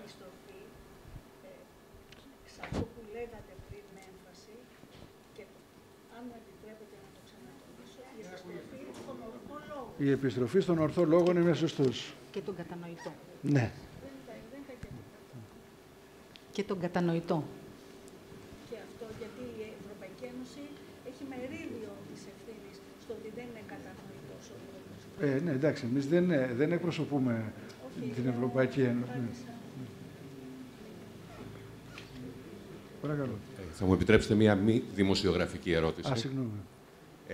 Άκουγοντας τις αρχικές τοποθετήσεις και των τριών σας, αυτό που αντιληφθήκαμε είναι μια ανθρωποκεντρική αντίληψη των προβλημάτων. Δηλαδή, λύσεις για τα προβλήματα του ανθρώπου, ο οποίος βρίσκεται στο επίκεντρο του ενδιαφέροντος. Πώς γίνεται όμως να έχουμε μια ανθρωποκεντρική αντίληψη για τις λύσεις των προβλημάτων, τα προβλήματα τα οποία τα δημιούργησε η ανθρωποκεντρική αντίληψη της ιδιοκτησίας του κόσμου? Λοιπόν, μήπως βρισκόμαστε σε ένα παράδοξο, πολιτικό, ηθικό και ιδεολογικό παράδοξο? Ναι, το παράδοξο, σε αυτό συμφωνώ μαζί σας. Πάντως, δεν είναι η ανθρωποκεντρική, είναι η χρηστική ανθρωποκεντρική αντίληψη του κόσμου και βέβαια και οτιδήποτε πόρων έχει να προσφέρει ο κόσμος αυτός. Αυτό σημαίνει ότι αυτό που πρέπει να αφήσουμε πίσω μας είναι ακριβώς η καθαρά ηλιστική και χρηστική αντίληψη των πραγμάτων. Που σημαίνει πολύ απλά ότι συνειδητοποιούμε ότι και εμείς, όπως βρισκόμαστε αυτή τη στιγμή εδώ, έχουμε μία ζωή, μάλλον, προφανώς, δεν γνωρίζουμε αν έχει άλλες, αυτή όμως γνωρίζουμε ότι υπάρχει και είναι αυτή η μία. Και αυτή τη μία έχουμε όλο το δικαίωμα, το αναφέρετο δικαίωμα, πιστεύω εγώ, να την περάσουμε με μια ποιότητα. Και ταυτόχρονα περιστοιχιζόμαστε από ζώα, παραδείγματος χάριν, έτσι, από άλλα, βοηθήστε με παιδιά, το species, πώς θα το λέγαμε. Έμβια, ευχαριστώ. Άρα, από έμβια όντα, περιστοιχιζόμαστε από έναν, ή μάλλον κατοικούμε σε έναν πλανήτη που είναι μόνο ένας, δεν υπάρχει δεύτερος, και έχουμε και την υποχρέωση αυτόν τον πλανήτη, καταρχάς, να τον παραδώσουμε στις επόμενες γενιές με τρόπο τέτοιο που και εκείνοι να έχουν ακριβώς την ίδια ποιότητα ζωής που θέλουμε και για τον εαυτό μας και να έχουν ευκαιρίες και με σεβασμό απέναντι στη φύση και σε όλα τα έμβια όντα που μας περιβάλλουν. Αυτό δεν είναι πλέον παράδοξο. Ακριβώς αυτό εννοώ όταν μιλάω ότι για αλληλένδετες λύσεις, για αλληλένδετη αντιμετώπιση των πραγμάτων, για κατανόηση ότι όλα όσα αντιμετωπίζουμε αυτή τη στιγμή, από την εξαφάνιση των ειδών, έως την κρίση του ενεργειακού, έως την κλιματική κρίση, έως την κρίση της ακρίβειας ή της έλλειψης, όχι της μη συνοχής, της ανισότητας, την κρίση της ανισότητας που αντιμετωπίζουμε αυτή τη στιγμή, όλα αυτά είναι αλληλένδετα και πρέπει να αντιμετωπιστούν μαζί. Εγώ θα απαντούσα σε αυτή την ερώτηση λίγο διαφορετικά, γιατί νομίζω ότι αν καταλάβουμε σε τι κόσμο βρισκόμαστε σήμερα, αν και αυτό δεν χρειάζεται, μπορούμε εκτός από αυτό που βλέπουμε έξω από το παράθυρό μας, που κοιτάμε, αντί να κοιτάμε τι καιρό θα κάνει στα μετεωρολογικά, κοιτάμε στα πολιτικά. Αντί να ανοίγουμε το παράθυρο και να αισθανόμαστε αν είναι ασφαλές να βγούμε ή να μην βγούμε. Αν ανοίξουμε λίγο τις εφημερίδες, τις ξένες, τις ελληνικές που γράφουν πολύ, όπως και εσείς, κύριε Κατσάκο, θα πρέπει να καταλάβουμε ότι εδώ βρισκόμαστε μπροστά σε μια τριπλή υπαρξιακή απειλή για το ανθρώπινο είδος. Δεν θέλω να επεκταθώ στο σύνολο των εμβίων όντων, διότι δεν νομίζω ότι είναι ότι αυτή η πρώτη στη δουλειά που πρέπει να κάνουμε να καταλάβουμε είναι ότι εδώ έχουμε δημιουργήσει έναν κόσμο ο οποίος είναι επικίνδυνος για εμάς τους ίδιους σήμερα και για τα παιδιά μας αύριο και για τα εγγόνια μας αβίωτος. Αυτό δεν είναι μόνο η υπερθέρμανση του πλανήτη που είναι τα ορυκτά καύσιμα και όλα κτλ. Είναι η τεράστια έκταση της ρύπανσης. Χαρακτηριστικά θα σας πω ότι η αέρια ρύπανση, δηλαδή τα καυσαέρια, μας κοστίζει περίπου 9 εκατομμύρια νεκρούς κάθε χρόνο παγκοσμίως, γύρω στις 400.000 στην Ευρώπη και γύρω στις 16.000 νεκρούς κάθε χρόνο στην Ελλάδα, πρόωρους θανάτους. Μια φρικτή έννοια που μάθαμε στην πανδημία. Και άλλη μια φρικτή έννοια που μάθαμε στην πανδημία είναι η ζωονόσος, που συνδέεται με την τρίτη μεγάλη απειλή, την κατάρρευση της βιοποικιλότητας. Την έκτη μεγαλύτερη εξαφάνιση ειδών στην ιστορία του πλανήτη, η οποία είναι δισεκατομμύρια χρόνια και η οποία θα συνεχίσει να είναι δισεκατομμύρια χρόνια, ασχέτως με το τι θα κάνουμε εμείς. Αν συνεχίσουμε λοιπόν εμείς αυτή την πορεία, η οποία θα αυξάνει την τοξικότητα, θα αυξάνει την θερμότητα, θα επιτρέπει την απώλεια της φύσης, όλων των ειδών της φύσης, αυτό πολύ γρήγορα θα μας οδηγήσει σε έναν κόσμο αβίωτο. Δεν νομίζω ότι υπάρχει κάποιος που πραγματικά, εάν δεν είναι ανήκει σε αυτή την κατηγορία της ακροδεξιάς συνωμοσιολογίας, που να πιστεύει ότι η πανδημία συνέβη επειδή ένας Κινέζος τρελάθηκε και έφαγε ένα πεγκολίνο. Είναι σαφές ότι η κατάρρευση της βιοποικιλότητας οδηγεί στην ανάγκη των ειδών να μεταπηδήσουν, να έρθουν σε επαφή με το δικό μας ανθρώπινο βίωμα.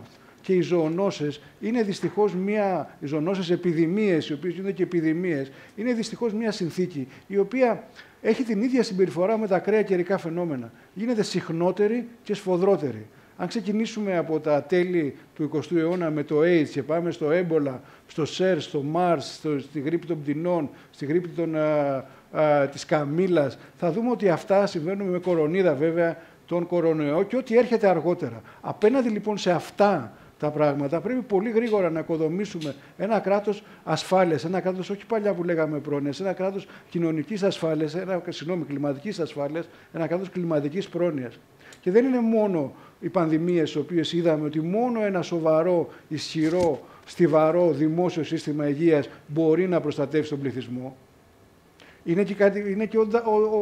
η κακοκαιρία, το ακραίο φαινόμενο του Δανιήλ, το Ντανιέλ που λέμε. Είδαμε λοιπόν ότι έπεσε αυτό το νερό που ξέρουμε ότι θα συνεχίσει να πέφτει και όχι σε 16.000 χρόνια, αλλά πιθανότατα σε λίγους μήνες από σήμερα. Ξέρουμε ότι οι βροχές θα είναι πολλαπλάσιες και σε λιγότερο χρόνο. Είδαμε το ίδιο καιρικό φαινόμενο, ένα νεοφανές καιρικό φαινόμενο, ένα μεσογειακό κυκλώνα, κάτι που δεν υπήρχε, να συνεχίζει την πορεία του και να καταφθάνει στη Λιβύη, ένα κράτος το οποίο είναι κατεστραμμένο, ένα έθνος μάλλον που δεν έχει κράτος, ένα failed state, ένα αποτυχημένο κράτος, ένα κράτος το οποίο κυβερνιέται από λαθρέμπορους πετρελαίου και λαθρέμπορους προσφύγων.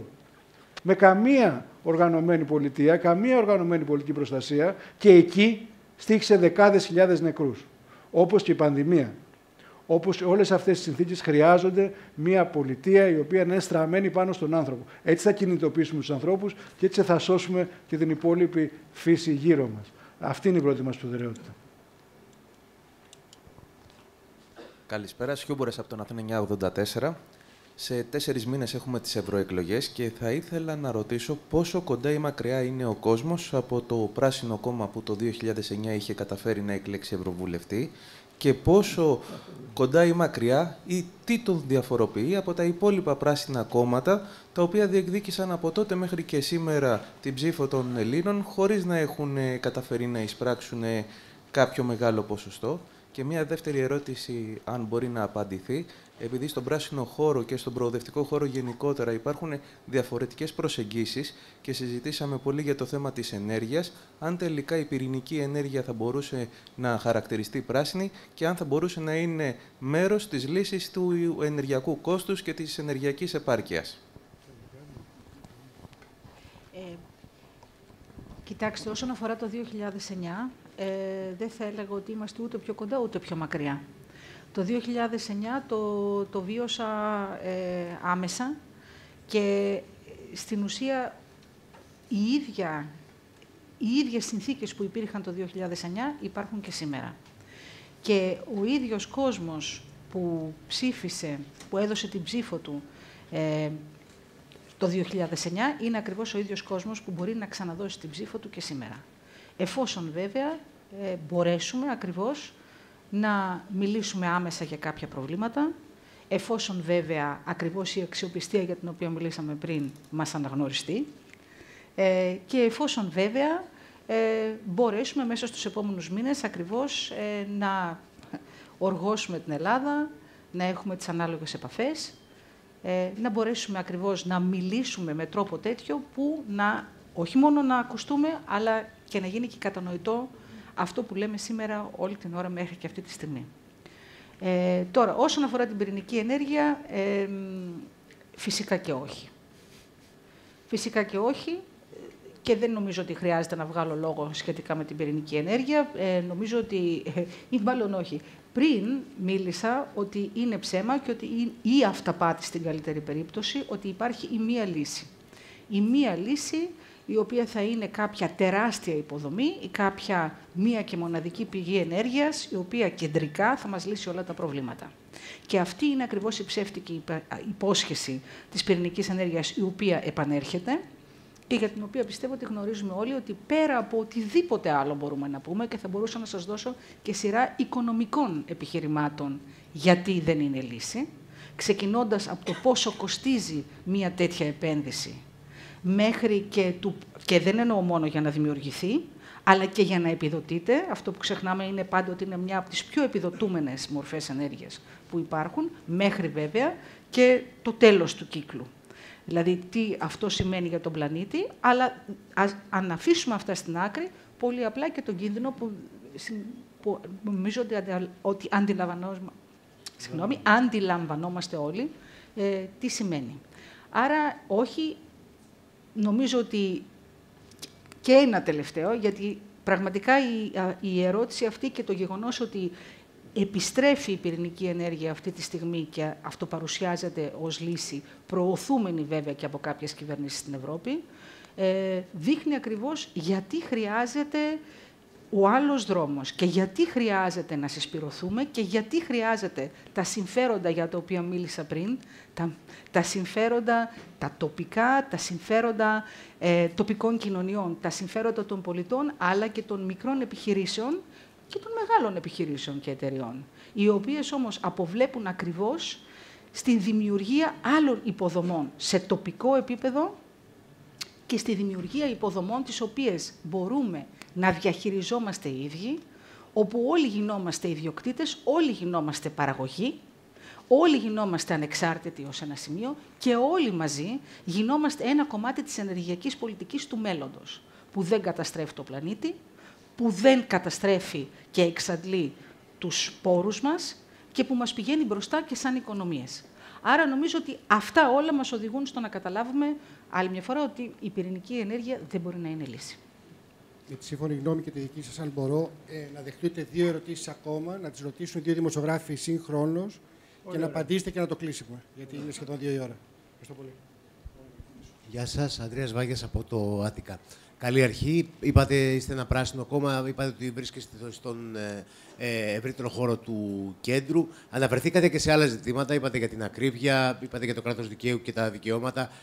Αν είναι εφικτό στην παρούσα φάση, επειδή δεν έχετε εκλέξει ακόμα και τα όργανα σας, όπως είπατε, ωστόσο σε κάποια άλλα ζητήματα που επίσης υπάρχουν στην επικαιρότητα και ενδεχομένως να έχετε ήδη άποψη και θέσεις για θέματα όπως το νομοσχέδιο για τα ομοφυλές ζευγάρια ή η ίδρυση μη κρατικών πανεπιστημίων. Εκεί πού ακριβώς βρίσκεται, έτσι λίγο να καταλάβουμε περισσότερο και τη φυσιογνωμία. Ευχαριστούμε. Κάτσε να πάρουμε για την άλλη, Ελευθερία. Ναι, συγγνώμη, ναι, έχουμε βάλει. Καλή επιτυχία στο εγχείρημά σας. Νατάσα Πενταγιώτη από Victory Press. Θα ήθελα να σας ρωτήσω, επειδή όλο αυτό που περιγράφεται έχει μέσα του και το κομμάτι της διαγενειακής δικαιοσύνης, ίσως ταιριάζει λίγο και με την ερώτηση του συναδέλφου πιο πριν. Πόσο επηρεαστήκατε από την κινητοποίηση των νέων ανθρώπων που, όπως περιγράφηκε με το Fridays for Future και γενικότερα όλη αυτή την αγωνία την οποία υπάρχει σε μικρότερες ηλικίες και σε τι βαθμό η ατζέντα για τους νέους, έτσι όπως είπε και ο κύριος, για τα ιδιωτικά πανεπιστήμια, για τη συμμετοχή τους, θα έχει θέση στο κόμμα σας. Αναφερθήκατε στις επιτυχίες της Ευρωομάδας των Πρασίνων, μαζί με τους σοσιαλιστές και την αριστερά, που άλλαξαν πολλά πράγματα. Πάμε λοιπόν, έχουμε σε 120 μέρες ευρωεκλογές. Αν δεν θέλατε να κατέβετε αυτόνομοι, δεν θα είχαμε σήμερα αυτή την εκδήλωση εδώ. Από την άλλη όμως μπορεί να υπάρχει και κάποια πιθανότητα σύμπλευσης, κυρίως με τη Νέα Αριστερά, ίσως και με το ΣΥΡΙΖΑ, γιατί συνεργαζόσασταν με την ευρωομάδα του. Ρωτάω όσο πιο καθαρά γίνεται, γιατί έρχονται οι ευρωεκλογές και νομίζω αυτό ενδιαφέρει πολύ τον κόσμο. Ωραία. Να πάρω εγώ την πρώτη ερώτηση. Σε σχέση με το γάμο, αν υπήρχε κοινοβουλευτική ομάδα, προφανώς θα το ψήφιζε, δεν το συζητάμε, και θα έκανε και τις ίδιες παρατηρήσεις που κάνει η ΛΟΑΤΚΙ κοινότητα. Ακριβώς. Υπάρχει ένα ζήτημα που έχει να κάνει περισσότερο, και εγώ αισθάνομαι άβολα να το συζητήσω, γιατί δεν με αφορά άμεσα, αλλά με τη σχέση με την παρένθετη μητρότητα, που είναι ένα ευρύτερο ζήτημα. Αλλά αν το πάρουμε από την άποψη της ισότητας του δικαίου, εφόσον ισχύει για μία ομάδα, θα έπρεπε να ισχύει και για μια άλλη ομάδα. Το αν μας ενοχλεί η εικόνα δύο μπαμπάδων ή οτιδήποτε άλλο, αυτό είναι ένα άλλο ζήτημα που δεν έχει να κάνει με την ισότητα στα δικαιώματα. Έτσι. Επομένως, νομίζω ότι αυτό είναι πάρα πολύ καθαρό σε σχέση με αυτό. Με τα ιδιωτικά πανεπιστήμια, επειδή εδώ έχουμε και έναν ελεγκτή από πάνω που, αν πω κάτι λάθος, θα με αποκεφαλίσει, υπάρχει ζήτημα συνταγματικό. Είναι πεντακάθαρο αυτό. Επομένως, ναι, μπορούμε να συζητήσουμε για το αν η Ελλάδα είναι η τελευταία χώρα που δεν έχει ιδιωτικά πανεπιστήμια κτλ. Είναι προφανές ότι υπάρχει ένα ζήτημα συνταγματικότητας, πολύ σοβαρό, και πιθανά, σύμφωνα με εκτιμήσεις κάποιων, θα πέσει ο νόμος αν πάει έτσι.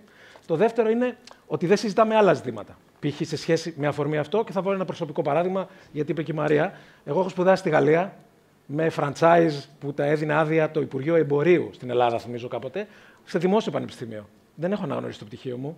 Εδώ ΑΤΑΠ, εδώ μπλα μπλα. Τα ξέρετε όλα αυτά. Έχουμε καταδικαστεί 3 φορές από το Ευρωπαϊκό Δικαστήριο για το σύστημα αναγνώρισης. Τι λύση έχουμε βρει? Ένα σύστημα αναγνώρισης επαγγελματικών προσόντων και ένα σύστημα αναγνώρισης ακαδημαϊκών προσόντων. Ένας δικηγόρος που θέλει να μπει στο δημόσιο δεν μπορεί, διότι δεν αναγνωρίζει το ακαδημαϊκό το πτυχίο του. Καταλαβαίνετε την παράνοια του συστήματος. Το να συζητάμε τώρα για το αν θα ιδρυθεί παράρτημα του Yale, του Harvard, του CVC Capital, είναι αστείωτες, διότι έχουμε άλλα πιο βασικά ζητήματα τα οποία δεν τα έχουμε απαντήσει ποτέ. Και που επίσης δείχνουν πόσο μακριά είμαστε από το ευρωπαϊκό κεκτημένο. Το γιατί ισχύει, πάλι είναι μια ωραία συζήτηση. Προστατεύουμε τα δικά μας παιδιά, αυτά που σπουδάζουν εδώ, τα συμφέροντα των γιατρών, μηχανικών, δικηγόρων, οι οποίοι είναι η πλειοψηφία του Κοινοβουλίου κτλ. Πάει σε σχέση με άλλες απαντήσεις που έδωσα πριν. Άρα υπάρχουν πιο βασικά πράγματα να λύσουμε. Δεν είμαστε εναντίον, αλλά υπάρχει συνταγματικό ζήτημα. Τελεία. Η ερώτηση, να το πιάσω λοιπόν από εκεί, να πάμε στην ερώτηση την μεσαία για τους νέους. Υπάρχει σοβαρό ζήτημα στην Ελλάδα, η οποία είναι η χώρα που επενδύει το μικρότερο ποσοστό του ΑΕΠ της στην παιδεία από κάθε άλλη ευρωπαϊκή χώρα. Αυτό είναι μία επισφάλεια για τους νέους. Αυτό είναι κάτι που δείχνει ότι δεν φροντίζει για τη νέα γενιά.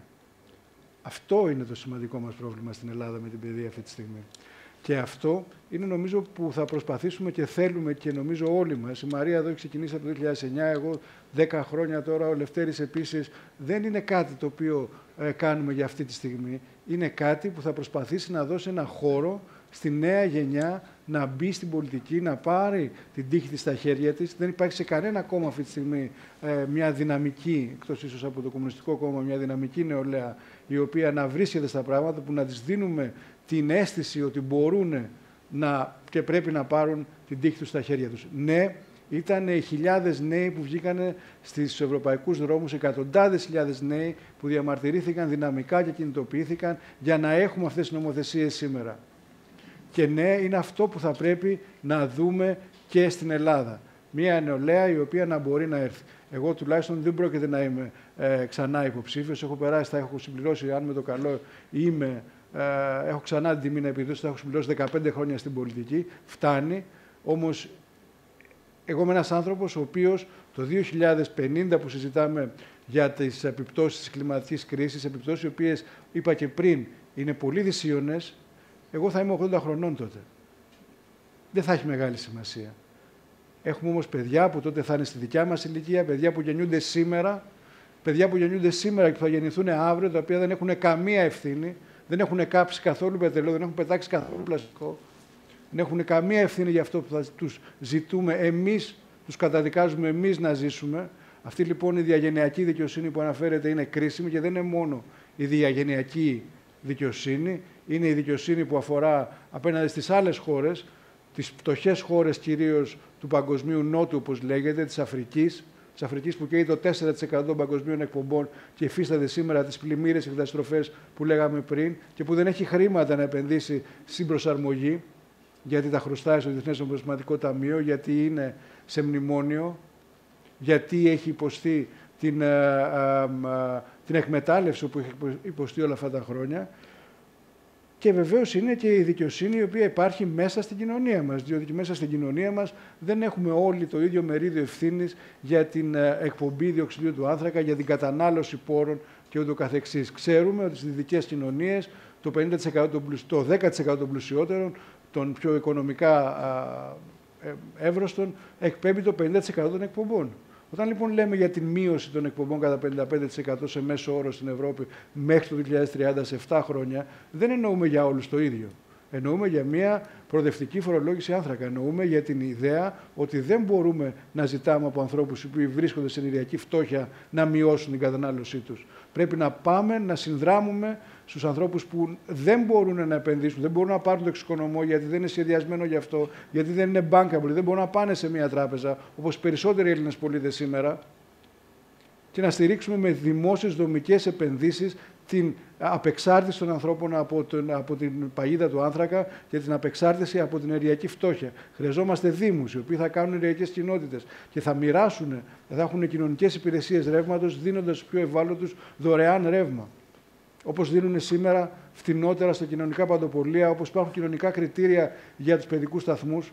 Αυτές τις διαδικασίες θα πρέπει να αναπτύξουν οι τοπικές αυτοδιοικήσεις με μεγαλύτερη ανθρωπιά και αλληλεγγύη για να αντιμετωπίσουμε αυτό που έρχεται, κοιτάζοντας όχι μόνο να μην μείνει κανένας πίσω, αλλά στρεφόμενοι πρώτα σε αυτούς που είναι ήδη πάρα πολύ πίσω. Δεν μπορεί να είμαστε στην δεύτερη μεγαλύτερη οικονομία του πλανήτη στην Ευρώπη και να έχουμε εκατοντάδες εκατομμύρια ανθρώπους, εκατοντάδες ειλικρινά, οι οποίοι δεν μπορούν να τα βγάλουν πέρα και να προστοζήνουν.